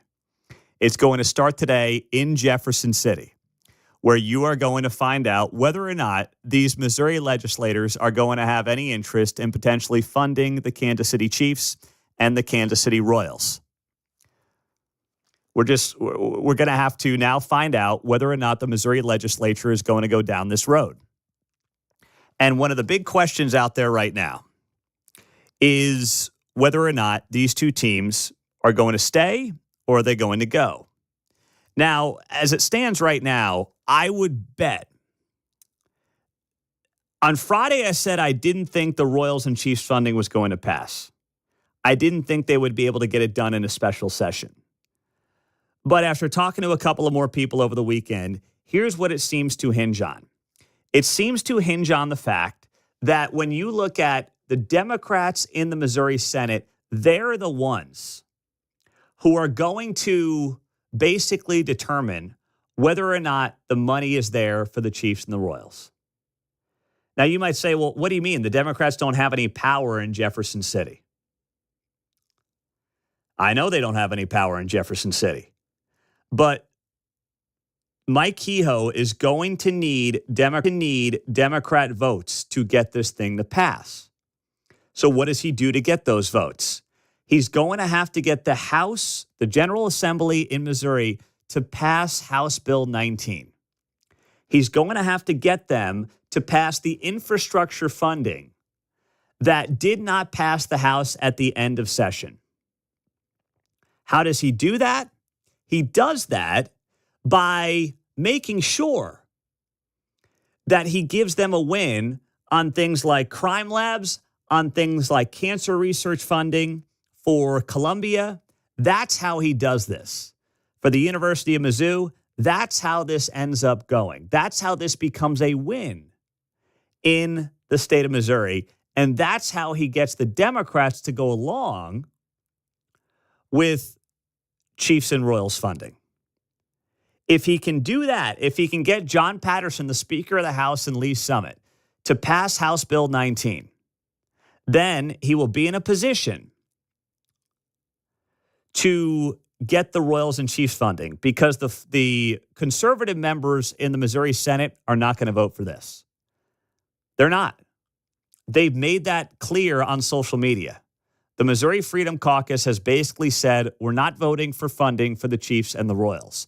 So where does Mike Kehoe find the 18 votes he needs out of the 34 in the Senate? He's going to have to go to the Democrats. He has no choice here. Because if he doesn't go to the Democrats and this thing blows up in his face, it will be even worse. And it will make Kehoe look even worse than had he done nothing, than had he not held the special session. So they got to figure out how to cut some deals with the Democrats. Will they do it on the House side? That remains to be seen. But I also understand why not just Democrats, but also Republicans are like, guys, you've got to give us some infrastructure wins. We can't go back to our districts unless you're in Kansas City. You can't go back to your districts and say, hey, we voted on tens of millions of dollars in funding for really hundreds of millions, but tens of millions a year. We can't go back to our constituents and say we voted to give the Chiefs and the Royals all this money. But yeah, sorry we failed on getting that library update, that crime lab update, that cancer research center at Mizzou. We failed on all that. But don't worry, yeah, that sports team over on the other side of the state, yeah, they'll be taken care of. That's not going to fly in a lot of districts. It's not. And we're in Kansas City, so we don't really think about that if you're in outstate Missouri, if you're in St. Louis. But that's where Mike Kehoe has got to put together a weird coalition to try to get this funding across the finish line. And we'll talk to Joe Nicola. He is a state senator in Independence, coming up at the bottom of the hour on KCMO Talk Radio. Let's go to Waldo. Libby, good morning. You're on KCMO. Go ahead. Thank you, Pete, and thanks, John. I hope that what I want to share is somewhat related. I think it is somewhat related. The other thing is that what our representatives have to also keep in mind, and I expect them to keep in mind, is that we as taxpayers, some of us that are cynical, say, wait a minute, if these teams want what they want, which is a nice new stadium, they are the ones that have the money. We out here, I, for one, but several thousands don't have the kind of money, and we should not be contributing to their wealthy wishes. And I think that is a sentiment right now, Libby, thank you, that is felt across the political spectrum. You hear that from Democrats, and you hear that from Republicans. There is a populist sentiment out there across party lines that is, we don't want to fund this. And the other part of this is that when all the stadium funding from the public began, going back a generation or two ago, there was still this belief that this spurs economic growth.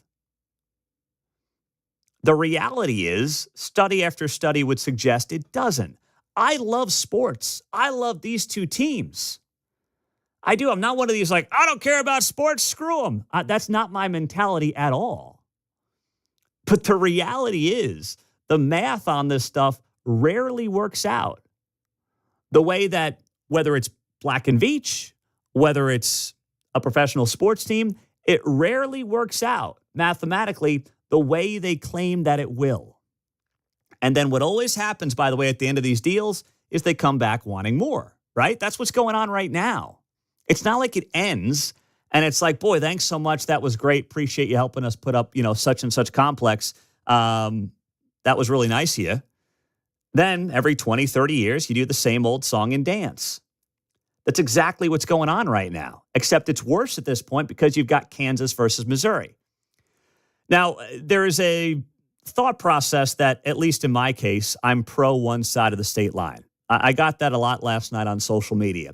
I'll explain why that's not the case at all, and that I really don't have a horse in the race when it comes to these two states against each other. Coming up next on KCMO Talk Radio, 95.7 FM, and streaming on the KCMO Talk Radio app.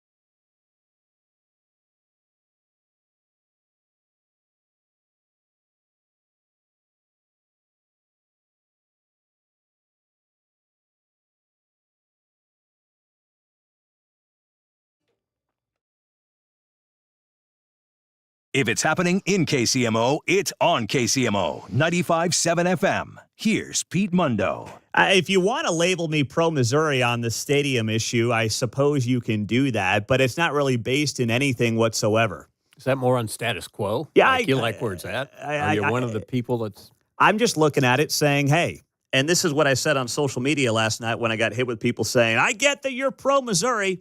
Well, I happen to like and appreciate Arrowhead, and I think the Royals have better options on the Missouri side as far as I can tell. If that makes me pro-Missouri, so be it. That's fine.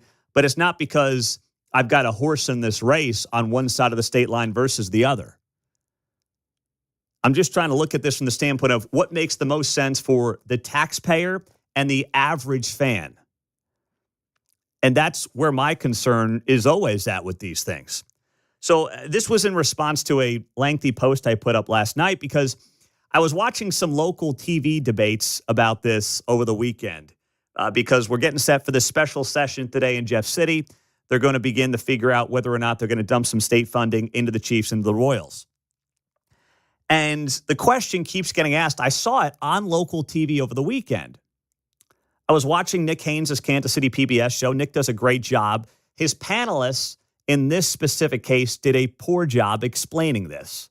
But Nick asked the question, why don't these teams run to Kansas when the Star Bonds are offering up to 70% of the state funding or 70% of the funding for the project when Missouri's only debating 50%?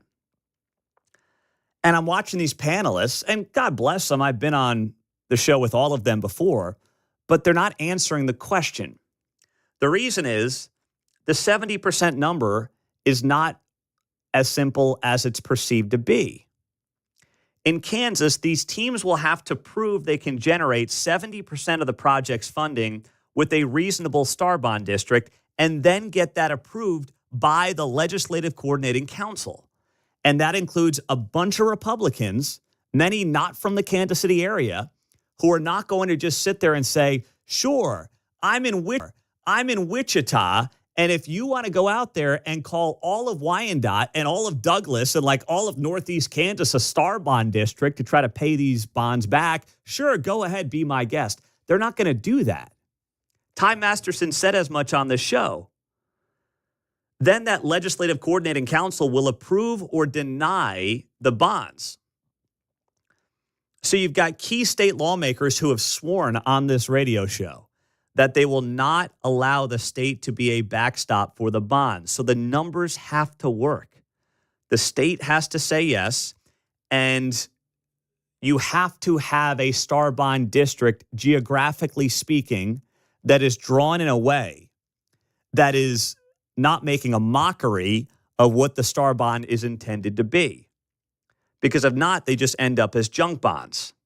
So if you're talking about, let's say, a Chiefs Stadium out at the Legends, how reasonable is the geography of a Star Bond district to generate additional sales tax revenues to pay off billions of dollars in bonding for the project? That's the literally $3 billion question that no one has answered yet. And I think there's a reason no one's answered that yet. And that's because they keep crunching these numbers and saying, even if we want to do this in Kansas, can we get a Star Bond district big enough geographically through this legislative body to get it approved in Kansas? Well, let's say it's big enough. I don't presume they can overlap. We're already dealing with Star Bonds. We had the issue at the racetrack. I don't know if because they're paid that's no longer a district. But we've got the American Royal issue where Star Bonds have been approved, but right now that's stalled out at the county level. So I don't know if they can overlap. I couldn't see how they could. That's a good question. Right? I don't know. That's another one. Be able to. I mean, how would you divide that up? Yeah, that's a great point.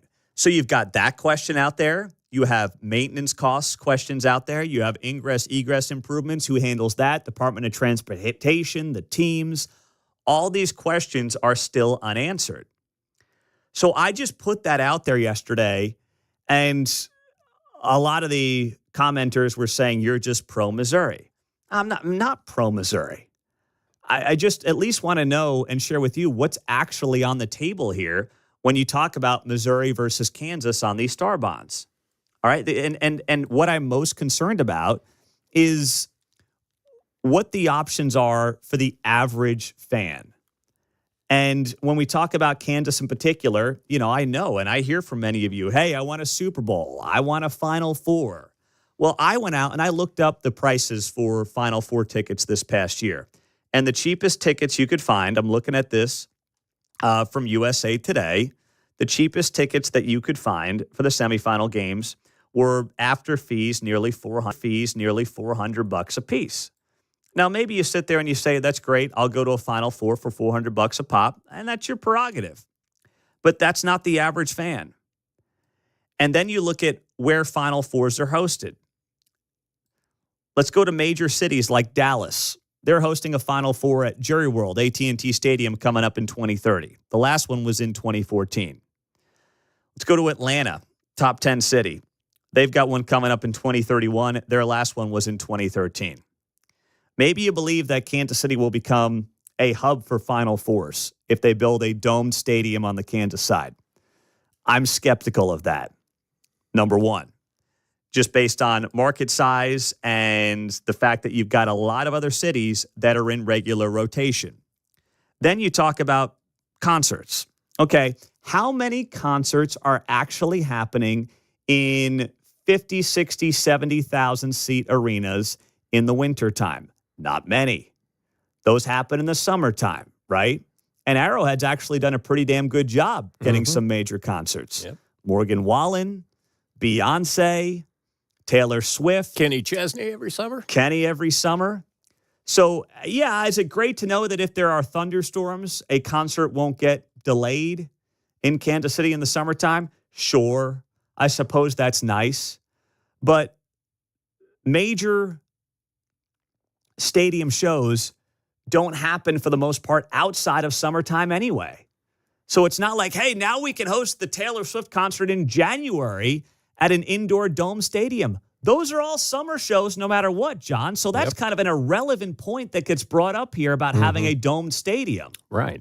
Hey, I have a new plot twist for our Border Wars docu-series. Kansas draws up a star bond district that includes Jackson County, Missouri. Yeah, that'd be a good one. By state tax, we're going back to that. Union Station. Oh, my gosh, that's funny. Wow, wow.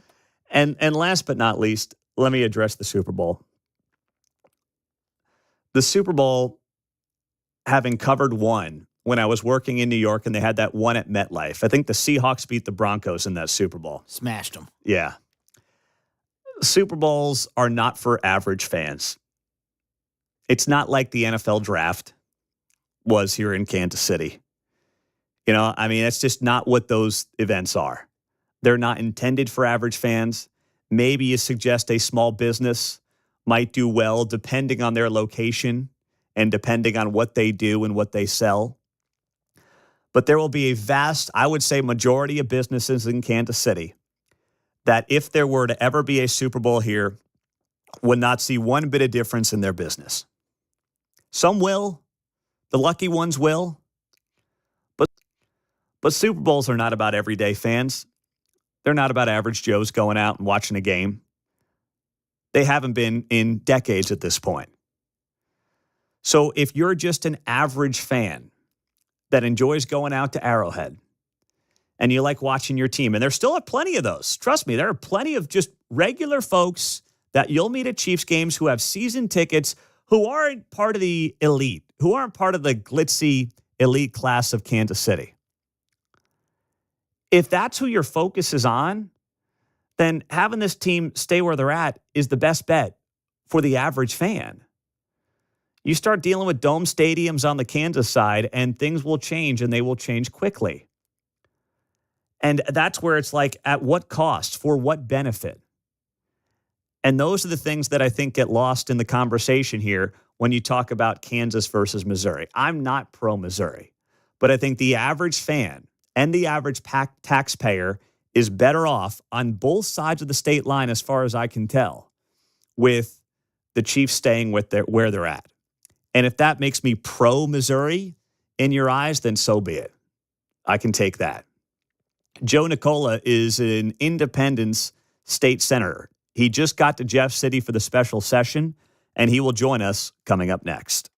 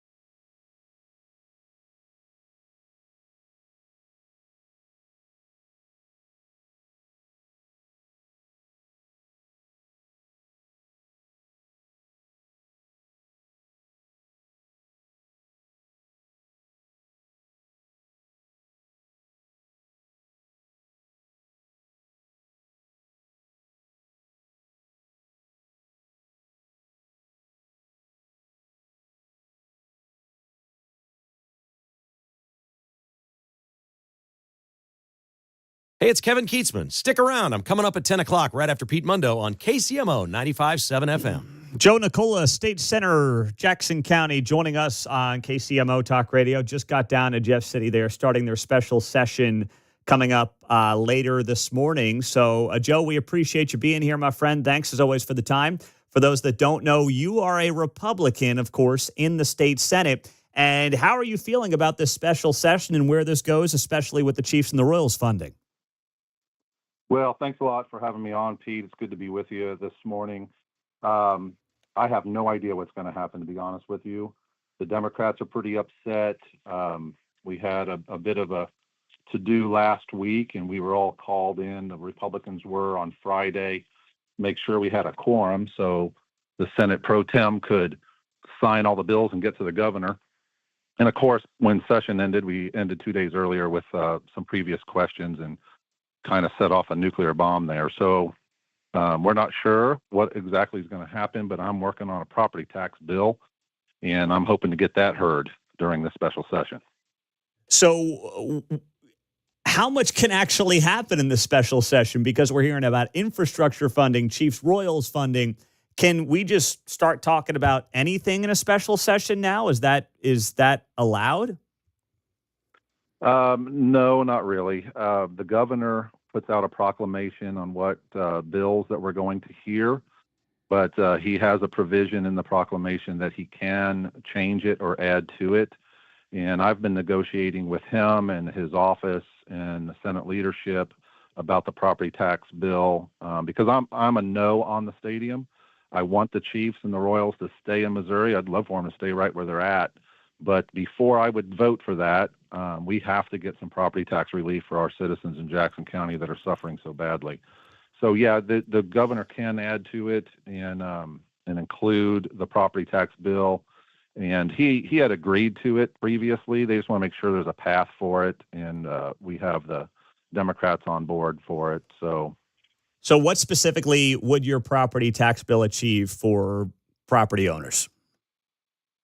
So it would cap not the assessments, but the tax liability at 5% every 2 years. Or it would be adjusted by CPI, whichever is lower. And that would be just for your primary residence only.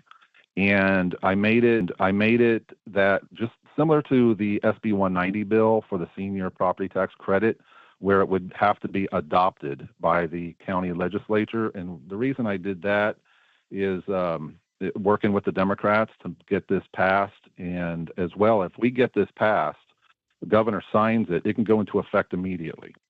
So it doesn't need to go on a ballot for the people to vote, which would probably be a year from now.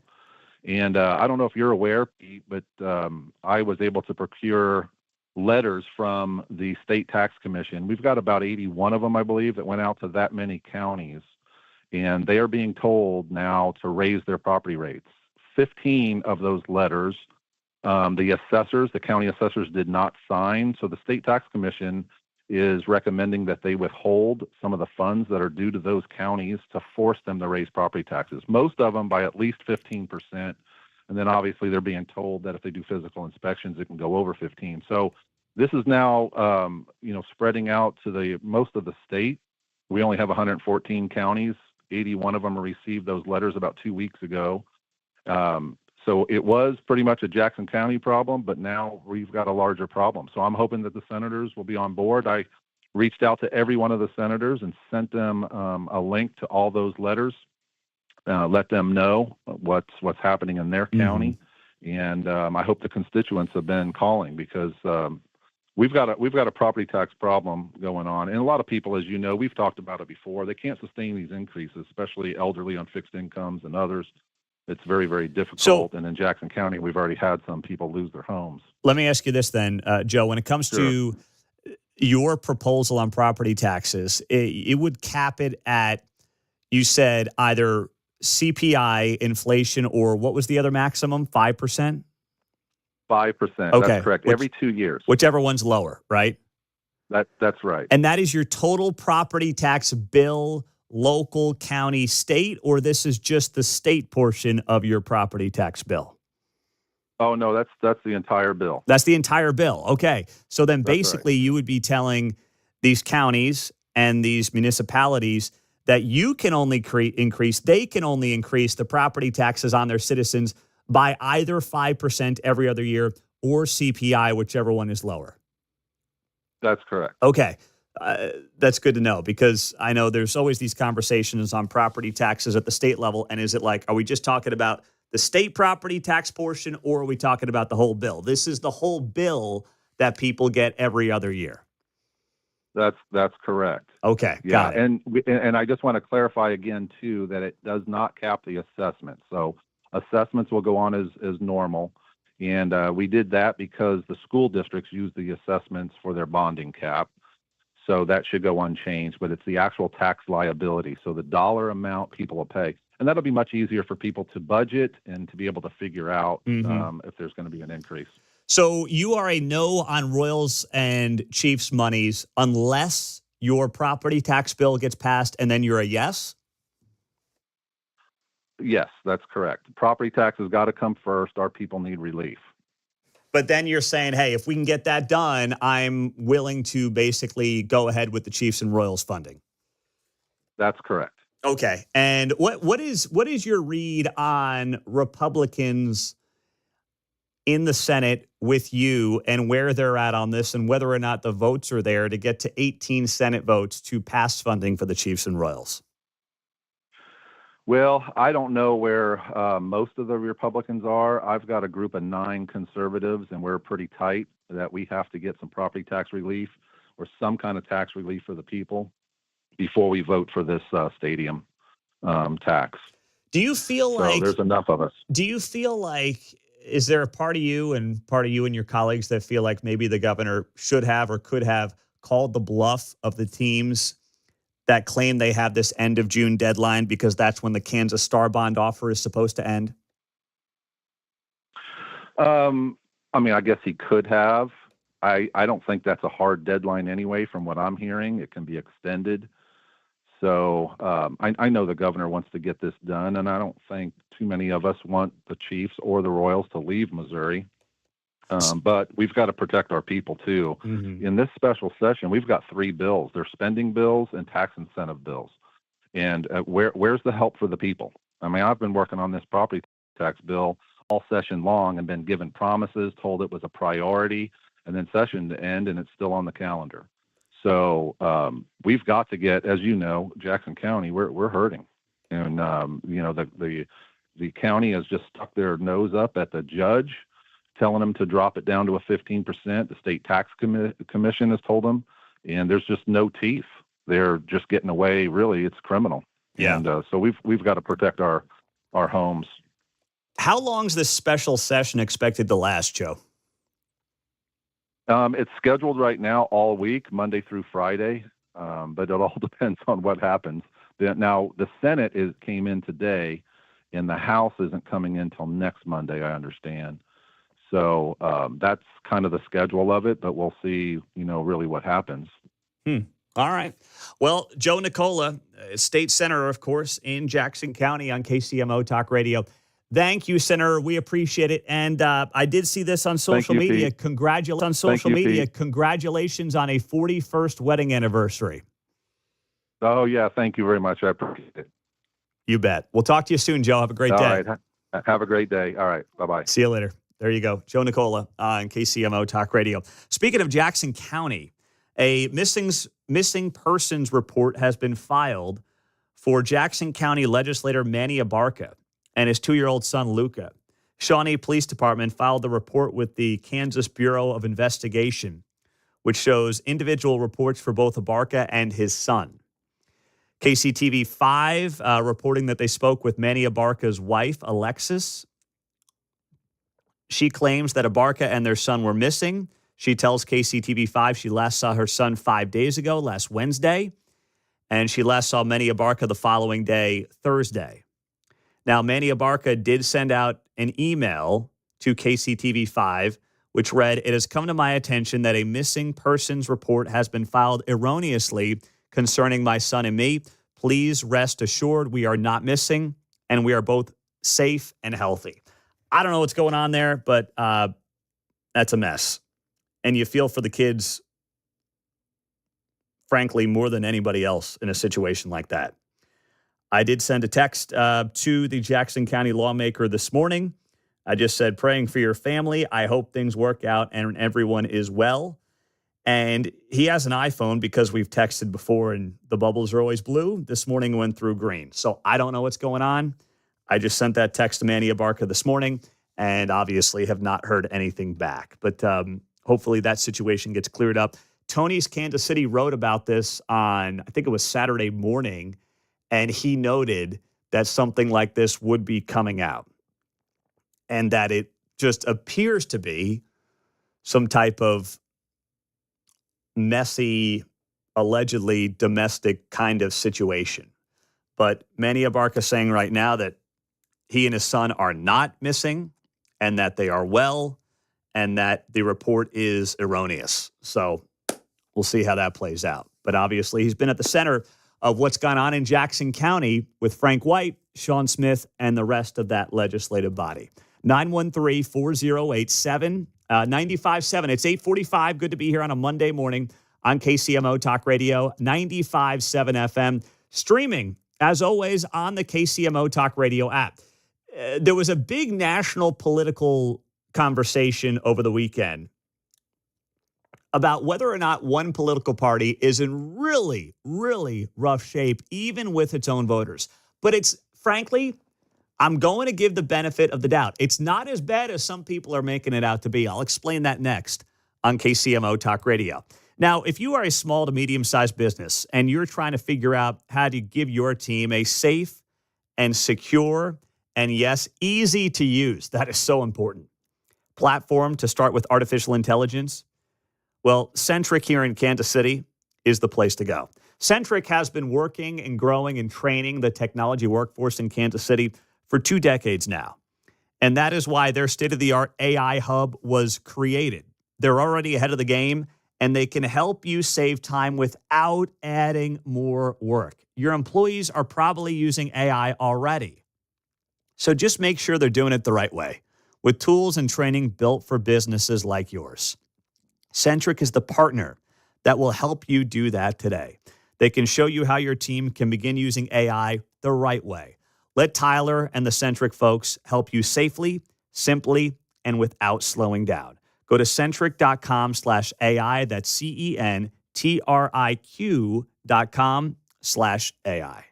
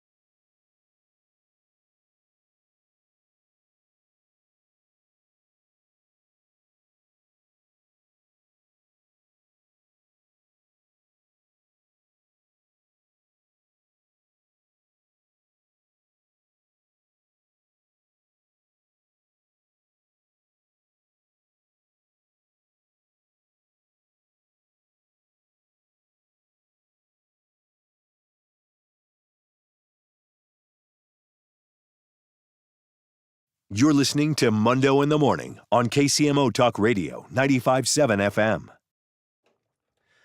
Some of you want something to chew on the national political scene. We got a lot going on here, of course, in the Kansas City region, but I'll give you something to chew on here. We haven't done something like this yet today on KCMO, so I will get right to it. There was a poll over the weekend that some of you are doing cartwheels over. I got a lot of DMs on this on Facebook and X and whatnot, but I'm actually going to defend the Democrat side of this for a second here. Follow me. First, I'm going to play the commentary from CNN on some recent polling they did over the weekend and why it's really not as bad as even, frankly, the CNN commenters are making it out to be. Sort of see the parties. Which party is better described as the party with strong leaders? Look at this. Wow. 16% of Americans say Democrats, 40% say that of the Republican Party. Now, overall, no party's doing great. Lots of Americans say neither of these qualities apply to either party. But look at how much worse off the Democrats are. A party that gets things done. Only 19% of Americans say that about the Democrats. 36% say it about the Republicans. In fact, the only place that the Democrats are numerically ahead, party of the middle class, this is basically a tie, though. Yeah. 34% say that of Democrats, 32% say that of Republicans. But this, I think, is the most fascinating. How do partisans talk about their own party? Right? So among Democrats and Democratic leaners, 32% say Democrats are the party with strong leaders. I mean, of their own kind, right? 82% of Republican leaders say that about the GOP. Only 41% of Democrats say they're the party that gets things done of their own kind. And I will just say, 51%, Manu, a majority of Democratic and Democratic leaners say neither party gets the party that gets things done attribute. Imagine that's the project that Democrats are working on. Yeah. Okay, so that commentary was from CNN over the weekend.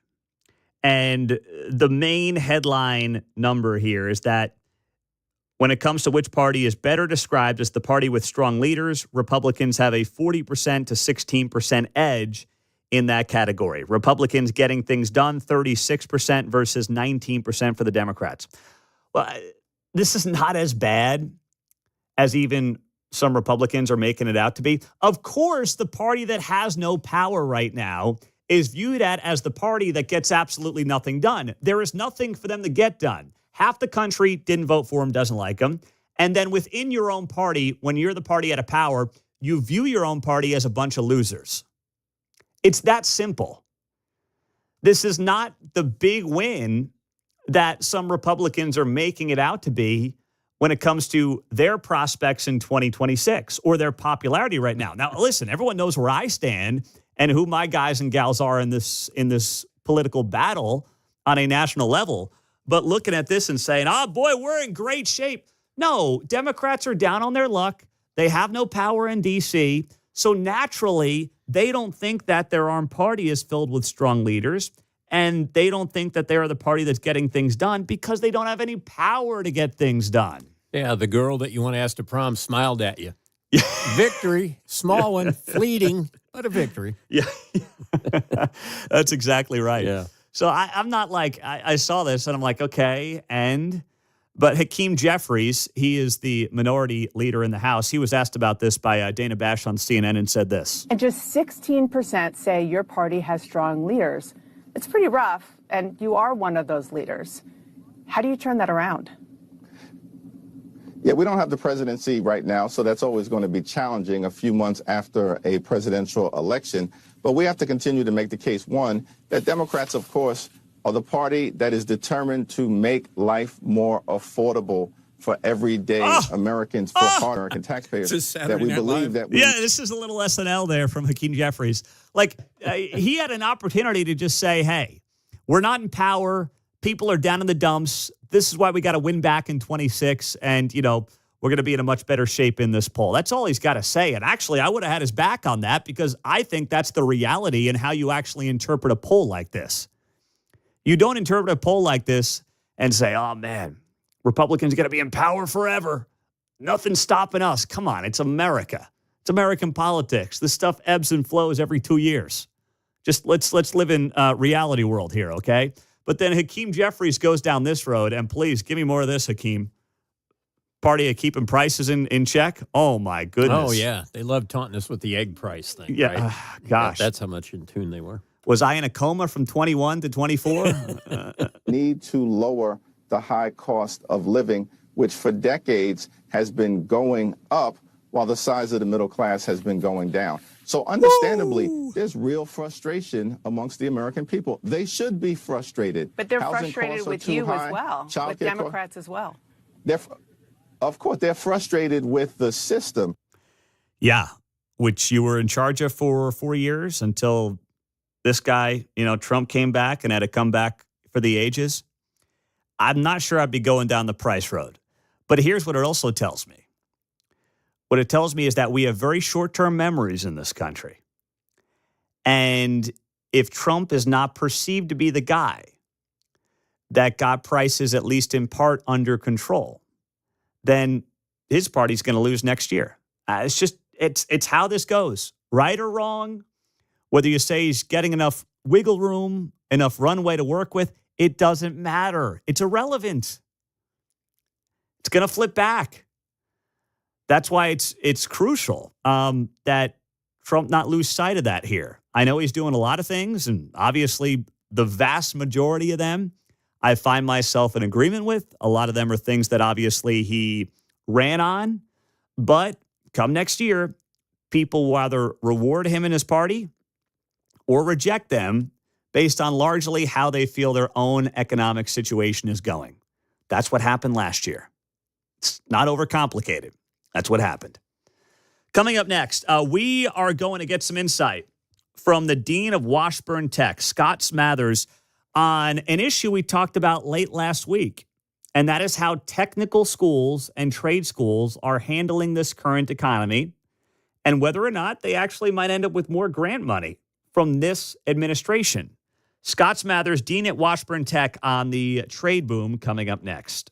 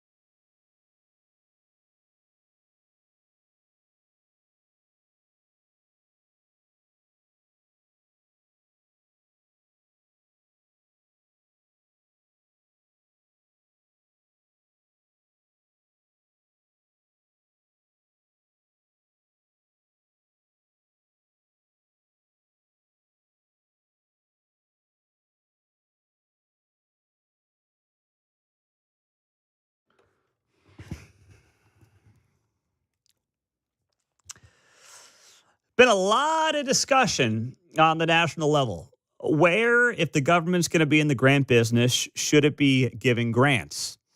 We're seeing a changing of the guard, it seems like, when it comes to higher education in this country. It's happening slowly, but it is happening. And there are a lot of great opportunities for that in the Kansas City region. One of them is at Washburn Tech. Scott Smathers is their dean. He joins us on KCMO Talk Radio. Scott, it's great to have you here. Thanks for joining us on 95.7 FM. We appreciate the time. And let's just start off with Washburn Tech and your response and reaction to a lot of the food fights that have been happening between the federal government and some of the larger, or should I say, more popular elite institutions in this country? Oh, that's a great question. I think, first of all, thanks for having me. There's been a lot going on. When you look at it, now I don't have obviously all the details. I see what you see in regards to a lot of that information. I think in some cases there's some valid concerns associated with what's going on with the federal government, from the federal government's perspective. I also understand, though, in some cases from their particular institution's perspective, how some things could be distorted or perceived incorrectly when compared to what's actually happening on the ground. Also, with the limitations that you still have the First Amendment rights to speech and everything like that you have to factor in with students. So, what have you seen from your perspective at Washburn Tech? Are you seeing from your more interest, more enthusiasm for options beyond the traditional 4-year college degree in our region? Oh, yes. And that's really been a real pleasure. I'd say over the last couple of years, the growth in and people call them trades, but the technical colleges, the community colleges, the 2-year degrees, basically where you're going for 2 years and being able to get out and get a job, or 1 year and being able to get out and a job, has grown dramatically. We actually have a waiting list for our students right now for multiple programs that are out there, and it's a big deal.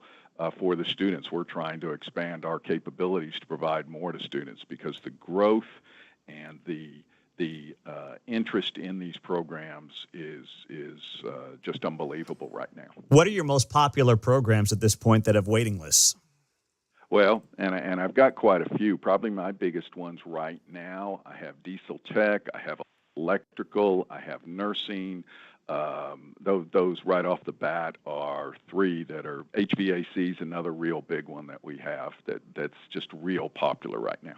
And how long are these degrees taking to get, depending on which one we're talking about here? Sure. In our case, the electrical program, you can get your industry license and a certification from us in 1 year. HVAC, the diesel tech, they're probably running more along the 2-year license. And what are the, I know everyone might be a little bit different, but what's the average cost on these? Absolutely. You're basically looking at about $2,400 a year. That's all in. That's fees, tuition, and everything. So you're about $2,400. Now, the big thing is, and I can't speak for Missouri, but I'm sure they have programs as well. In Kansas, we have 2 big programs that the state legislature has put together, and they have made it to where for high school students, they pretty much get to go tuition free. And then afterwards, there's something called the Promise Act, and they will pay for books, tuition, fees for students who want to come back and take these programs as well. And pretty much students are able to go at minimal to no cost. That's incredible. So I'm not surprised at all. And it seems like COVID was a awakening, a breaking point maybe for people and their families. Is that the timeline that you noticed as well? A lot of this started to change and that there was a restructuring of what next level education looked like after high school? I hadn't really put the 2 together like I probably should have, but I agree with you. That is pretty close to the timeline that we saw the demand really coming, and then that's really And then that's really where we started getting more of a wait list associated with our programs. So that makes sense. And that and I'd like to, it's expensive. Going to college is expensive. And so I think in some cases people are realizing I can go get a job, and then either the company the company will help pay for my college, or in some cases I'm earning money to where I can just pay for my college. And I think the combination of those two things has really factored into all this. Interesting. The dean at Washburn Tech is joining us, Scott Smathers, on KCMO Talk Radio 95.7 FM. Then, the president, and listen, obviously, he's got new ideas every day, and I'm not trying to get you in the middle of some type of political spat here. All good. But I do want to ask, as he's floated out the idea of saying, hey, let's take the billions of dollars that we give to Harvard for grant money and spread it out to maybe trade programs around the country. What could that do for a place like Washburn Tech? What doors does that open? Well, it are right now, and that's once again, it's great from our perspective. If we got additional money, we are trying to expand our size so that we can handle more students. As I said, I have a wait list of probably 200 students, maybe more, 250 students that I would love to be able to get into our programs, and having additional money to be able to expand our capabilities would allow us to do that. And is that something you've also requested from the state, or is that not something you've done just yet? No, we have, and actually the state has helped us out. We're currently in the process right now. We acquired an old Kmart building, and for those that remember that, and we acquired an old Kmart building and are currently in the process of trying to build out to expand our capacity as we speak right now. And the state was kind enough to give us a donation to help us with that, or a grant to help us offset some of the cost of doing that.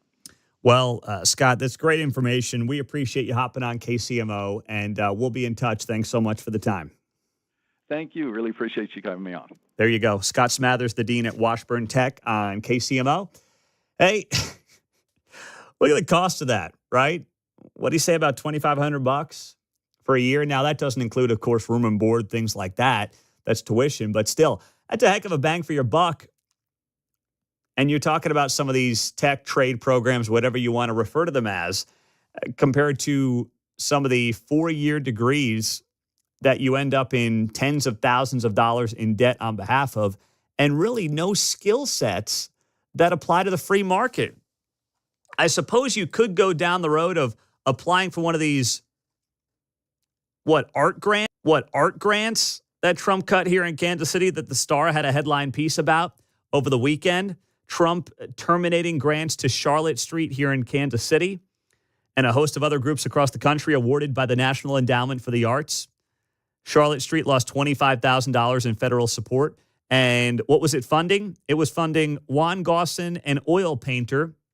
And it was also funding Aaron Dodson, who likes to show off jars of dye made from a walnut tree. That's where you're getting with some of these 4-year degrees. It's comical.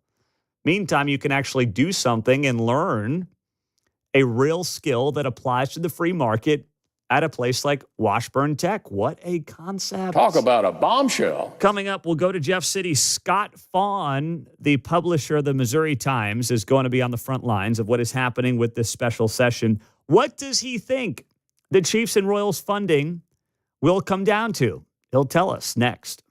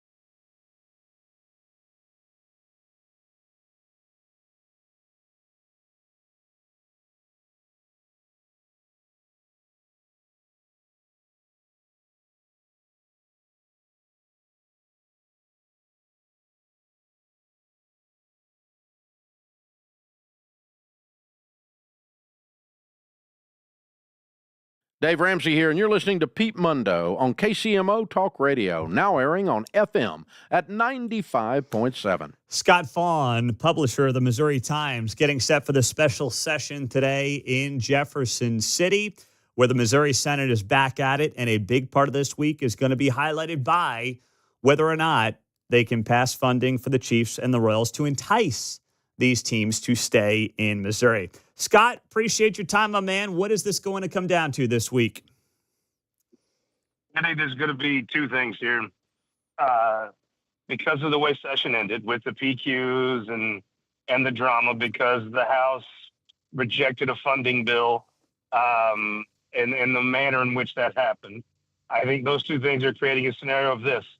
It's going to take funding a lot of the projects the House didn't fund in order to get this to come to a vote in the Missouri Senate. I think that the only way that happens is two things. One, Mike Kehoe's a deal maker. He is a winner. If you ask me to sum up Mike Kehoe in one word, I'd say winner. You also have the guy in the right place at the right time to make this happen. John Patterson, the Speaker of the House, the first Kansas City Speaker in 150 years. I think it's going to come down to how much money can they spend to get the projects around the state funded in order to get the Senate Democrats to vote for this and to get his caucus to vote for this. He's going to be the person at the end of the day who's going to be in the middle here having to negotiate this. And I tell you, if I'm Kansas City, I like my chances with John Patterson negotiating for me. Okay, but John Patterson, as we spoke about a couple of weeks ago, as Speaker of the House, also didn't pass the infrastructure funding when he could have, and that ticked off a lot of Democrats and even some Republicans in outstate Missouri. So what's different now? They want a stadium now. There's leverage. I also think probably that decision, I can't tell you that I know all the background around the decision, but I can tell you the way it's assumed in the Capitol and the senators I talked to, that was more maybe they with all 34 state senators, and they're not going to make snide remarks or question the competency of it. I think he's the guy. And if this happens, it will only be because there was a Kansas City Speaker of the House to bring his caucus along. Because the Democrats, I mean, look, people talk about a filibuster.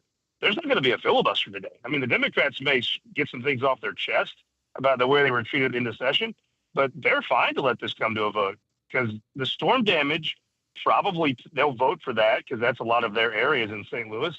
But other than that, I mean, let the stadium come to a vote. If their demands haven't been met, it'll go down. It'll get 6, 8, 10 votes, and that'll be that. I mean, the Republicans have put themselves in a spot, even with a supermajority, where they have to have the Democrats' support or nothing happens. So you're telling me that this stadium vote on the Chiefs and the Royals this week is really going to come down to the Democrats in the Senate?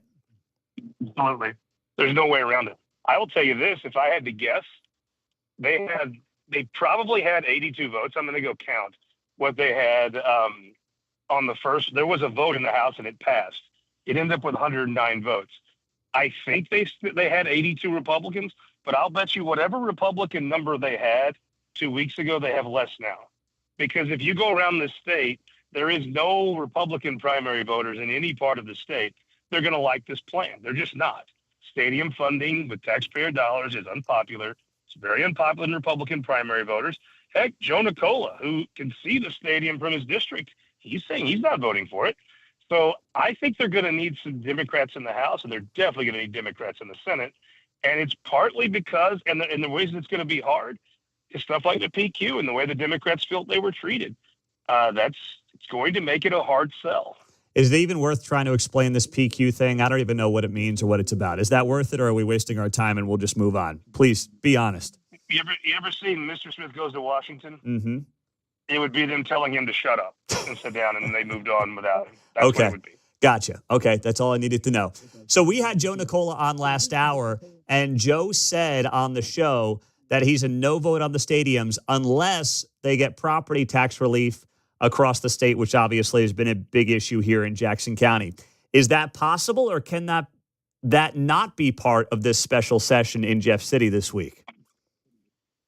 I think the car dealer made an initial offer with his special. Well, the question I'm interested to go back and listen to your interview because I do find Joe Nicole to be a cool dude to interview because he's just a guy. Like, Joe Nicole is not putting on airs. He's telling you what he thinks. Yeah. And I always like that about people in politics. He's a real guy. Would he vote for a stadium? I mean, here's the only way you have leverage in this game is if you're a no vote, but you'll be a yes vote if you get this. That's what he said. Would he allow it to come to a vote, or would he be a yes vote on the stadium? He said a yes vote on the stadiums. Well, then he's got stroke. There's certain people that are like, well, you got to do this, and then I'm still not voting for it.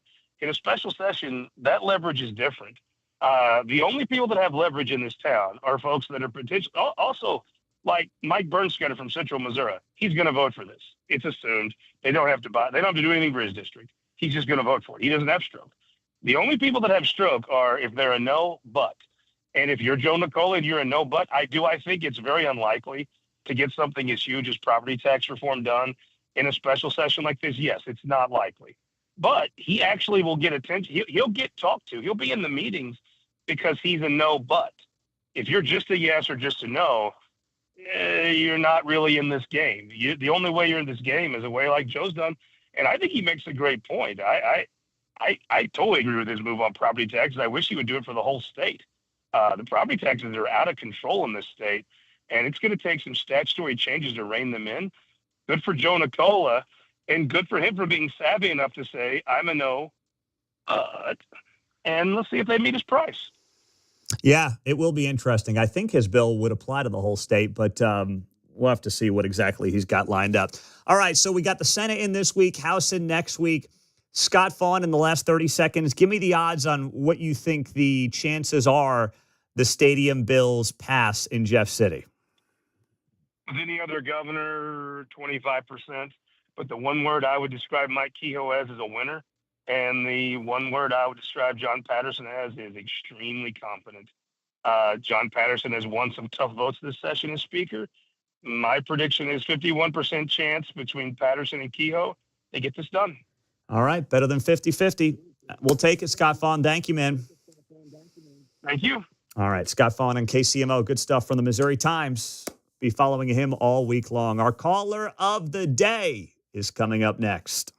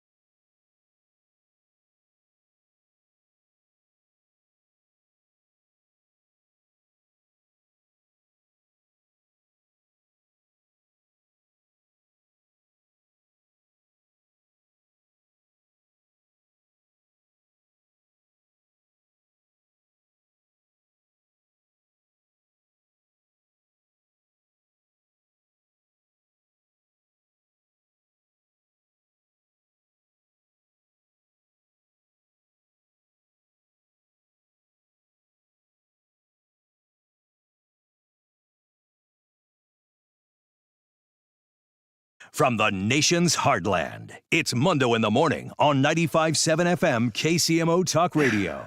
We have an update on the suspect accused of shooting a Lee Summit police officer. We'll get to you here in a few minutes here on KCMO 95.7 FM. We are streaming on the KCMO Talk Radio app.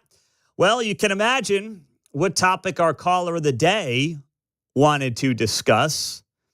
It is Kansas. It is Missouri. It is Chiefs. It is Royals. It is state funding. It is star bonds. Let's do it. Hello? It's the Mundo in the Morning Caller of the Day on KCMO Talk Radio, now on FM at 95.7.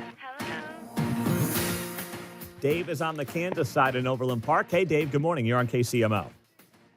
Yeah, hi, Pete. You know, it amazes me how the taxpayers and all the politicians bow down before Jon Stewart and the Chiefs. And I understand the Chiefs are a good team, but the Royals are a non-performing asset. And it just amazes me how they bow down before these billionaires willing to give them our tax money. And one man, John Sherman, caused this whole mess, all the stuff in Overland Park and building the stadium there. Just one man. It's amazing how one guy can cause so much trouble. And I really don't appreciate it at all.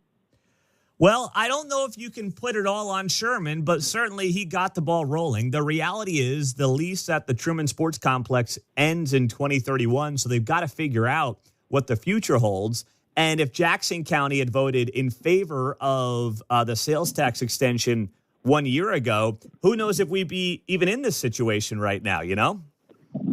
That's true. It just bothers me that you got some of these super, super rich people that have everybody in both states just scrambling and going around the clock trying to figure things out when they can just stay where they're at, renew the lease, do whatever. It just amazes me that a couple of big businessmen can do all this to the people. And that's just kind of how I feel right now. Dave has some passion on a Monday outside of calling John Sherman Jon Stewart. John Sherman wishes Missouri listeners, as well as your elected officials, if the teams move out of the state, we get nothing. There's zero to maintain or to keep. And then we also have a sports complex that's a beautiful complex there in Jackson County with nothing in it. The visions and thought of that should be enough to let everybody know it's important to keep these businesses here in the state of Missouri. There you go. That was Mike Kehoe on this show on Friday. If you missed that interview, it's up on the podcast, Apple, Spotify, or wherever you get your podcasts. I don't think that John Sherman's comfortable being the bad guy here. Like, I don't think that's ever what he intended for himself to be. And whether it's fair or not, that is what he's turned into, the big bad guy. But let's also not forget this. The Chiefs, if they stay in Missouri, don't want the Royals there anyway. They're obviously not going around screaming that publicly because they don't want to look like the guys kicking out their roommates. But trust me, it's not even like a trust me thing. It's just a well-known, well-reported fact. The Chiefs want the Royals out of the sports complex. They want it to themselves if they stay in Missouri. So, yeah, Sherman got the ball rolling. He wants downtown baseball. He believes that's an important part of the economic model that small to mid-market teams have to deploy to make more money and compete and dump it back into the payroll of the team, theoretically, obviously. And that's brought on by the screwed up economics that are Major League Baseball. Baseball is just a very messed up economic game where you've got teams that have payrolls 10x other teams. I mean, look at what the Dodgers do compared to what the Tampa Bay Rays do, compared to what the Colorado Rockies are doing.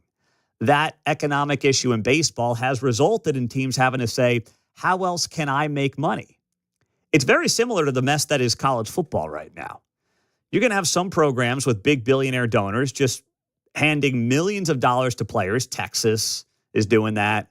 Some of the SEC schools doing that as well. SMU, Texas Tech has some billionaire donors that are doing that right now as well. And then some of your schools just can't compete. It's the Wild West. That's what Major League Baseball has always been. So you've got to figure out other revenue streams to try to, theoretically make more money that you can then turn into end up with.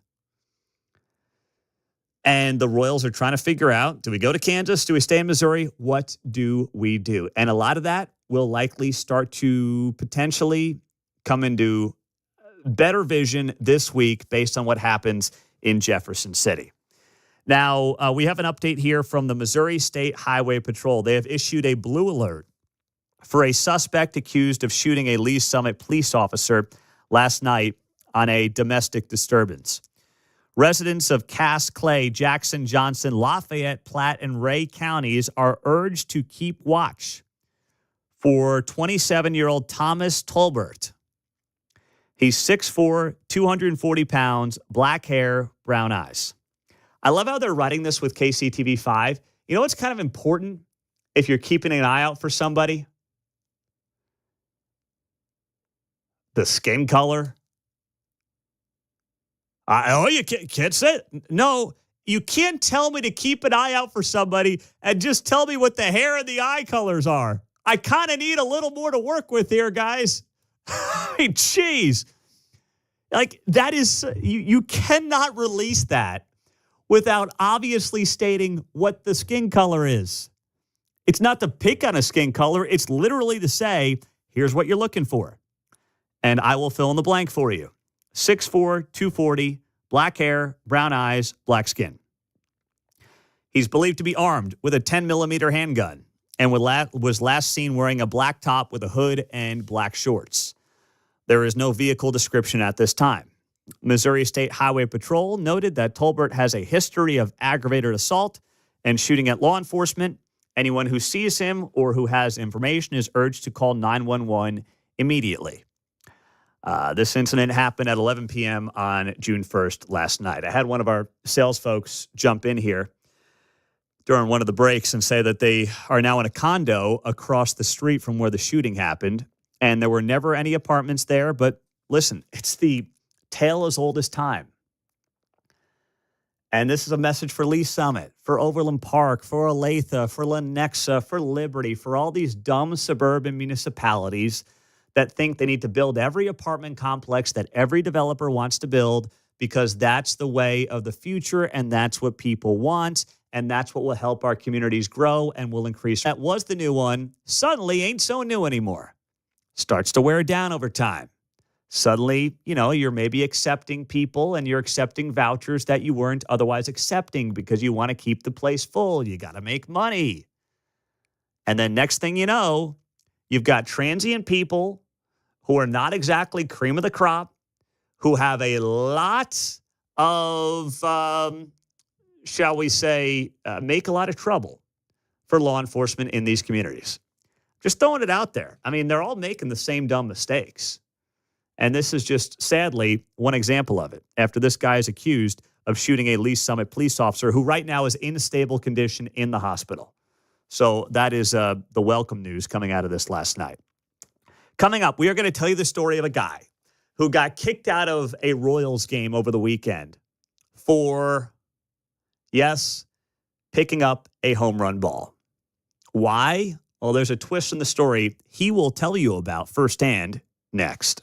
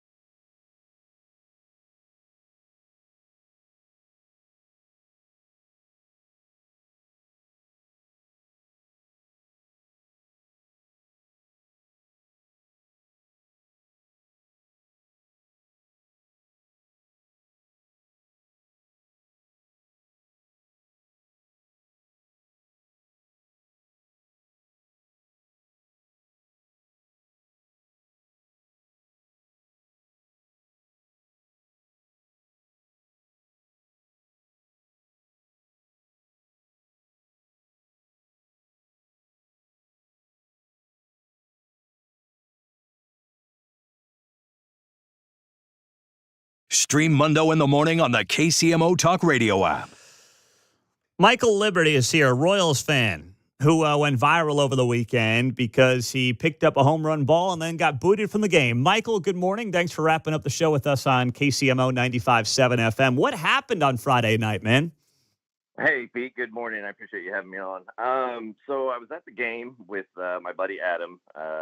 He's a Tigers fan. We'll forgive him for that. But we had seats back of the fountain. Bobby Witt hits the home run. You can actually see me in the video if you replay the game. Kind of go over the back of my seat in hopes of it staying in arm's reach. It goes into the fountain.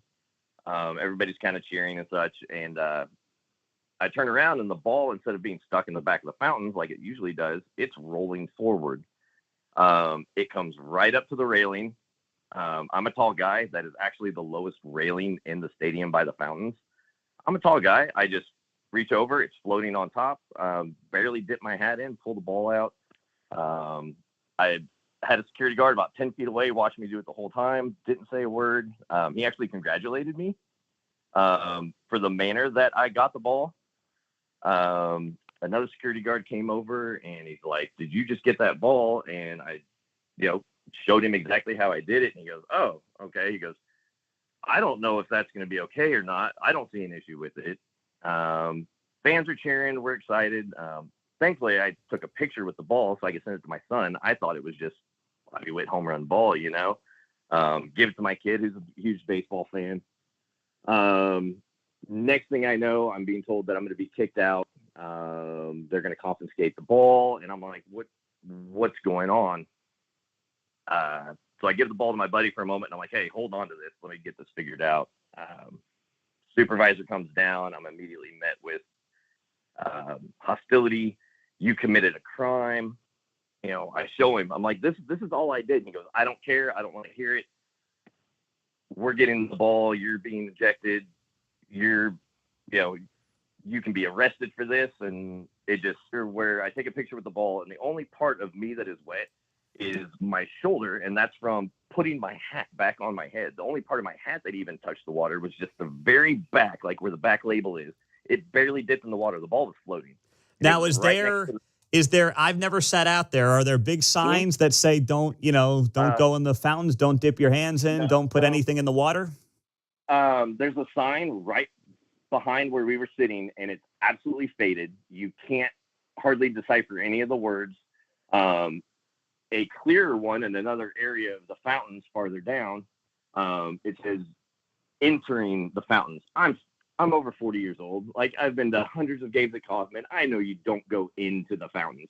That's exactly why when it came back and it was so close to the railing, I could have actually stuck my hand probably through the slats in the railing and grabbed it from that way if I really wanted to, but I wasn't going to risk my arm getting stuck. So you get thrown out of the game then, right? Is what happened? Correct. And they took the ball. They took the ball. I was threatened to be arrested. They kicked me out of the stadium. Upon being escorted out by the police officers, I was explaining to them what happened. They're like, we just have to do what they tell us. And I'm like, I get that. I didn't give anybody any issues. There was no struggle. There was no fighting back or anything. And I told them what happened, and they just kind of stopped. And they're like, "Wait, what?" They're like, just your arm. And I said, "There's cameras everywhere in the stadium that you can see exactly what happened." And they said, "You need to contact guest services. You need to get in touch with the Royals office. I've never heard of something like this being escalated to this extent." And that's kind of when I was like, obviously I'm upset. They took a ball. I was going to give it to my kid. I didn't find out it was the 3K ball until the following morning. I posted a couple of things, and I had people reaching out to me going, "Dude, like, there's a reason they did what they did to you. That ball was the 3K ball." The 3,000th home run hit at Kaufman Stadium. Yeah, and I am a baseball lover. I've grown up. Baseball was my first love in life.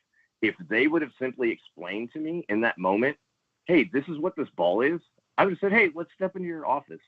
I would have been more than gracious to have that ball be a part of baseball history in selflessly giving that ball back to the team and this organization that I've loved and grown up with.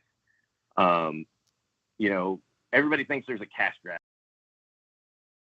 a cash grab when you get a ball like that. I would love nothing more than to be a part of selflessly giving back to the Royals' history and doing something cool for like my kid or his baseball team, set something up to give these younger. I have not heard from the Royals at all. I filed in person. I went back to the stadium the very next day. I wasn't banned from the stadium. Went back the very next day because we already had tickets. There was a group of us going to the game. I stopped into guest services personally, filed the complaint with them, showed them pictures of the sign that was right behind us. And they gave me an email to send, basically follow up with. So I sent that out that evening, stayed the whole day, enjoyed the game. I've got pictures of me at the game. You know, I'm still out there supporting the boys in blue. I might be mad at the organization right now for how I was treated and how this was handled, but I love the Royals. Congrats, Cags. Glad he's coming up. That's awesome for the team.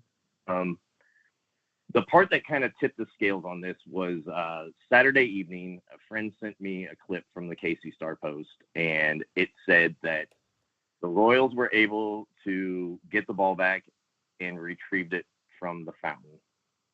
Bold-faced lie to the KC Star, and that is what kind of set this into the bigger motion that is now. I don't have a lot of followers. I'm not big on social media. I'm using it for what you just I do. Can't moment. Yeah. Well, Michael, we appreciate you sharing the story. Reach out and let me know if you ever do hear from the team on this. Oh, I will definitely be keeping everybody updated. I appreciate all the support. I appreciate you taking this time, allowing me to kind of say what happened. One thing they need to do, that sign should say, no retrieving balls from the fountain. Yeah. There's this junk area. And, you know, hopefully this gets resolved right. There is a happy ending to this. And I can tell Royals, if you're listening, it involves zero money. You know, there's a very easy way to fix this. I hope that we can figure that out and get back in the good graces of the Royals, because right now a lot of people are upset with them. Michael, thank you for the time. Appreciate it. No problem. Thank you, Pete. Michael Liberty. There you go. I mean, give the guy signed ball by Bobby Witt, call it a day. Everyone goes home happy. It feels like it's that easy.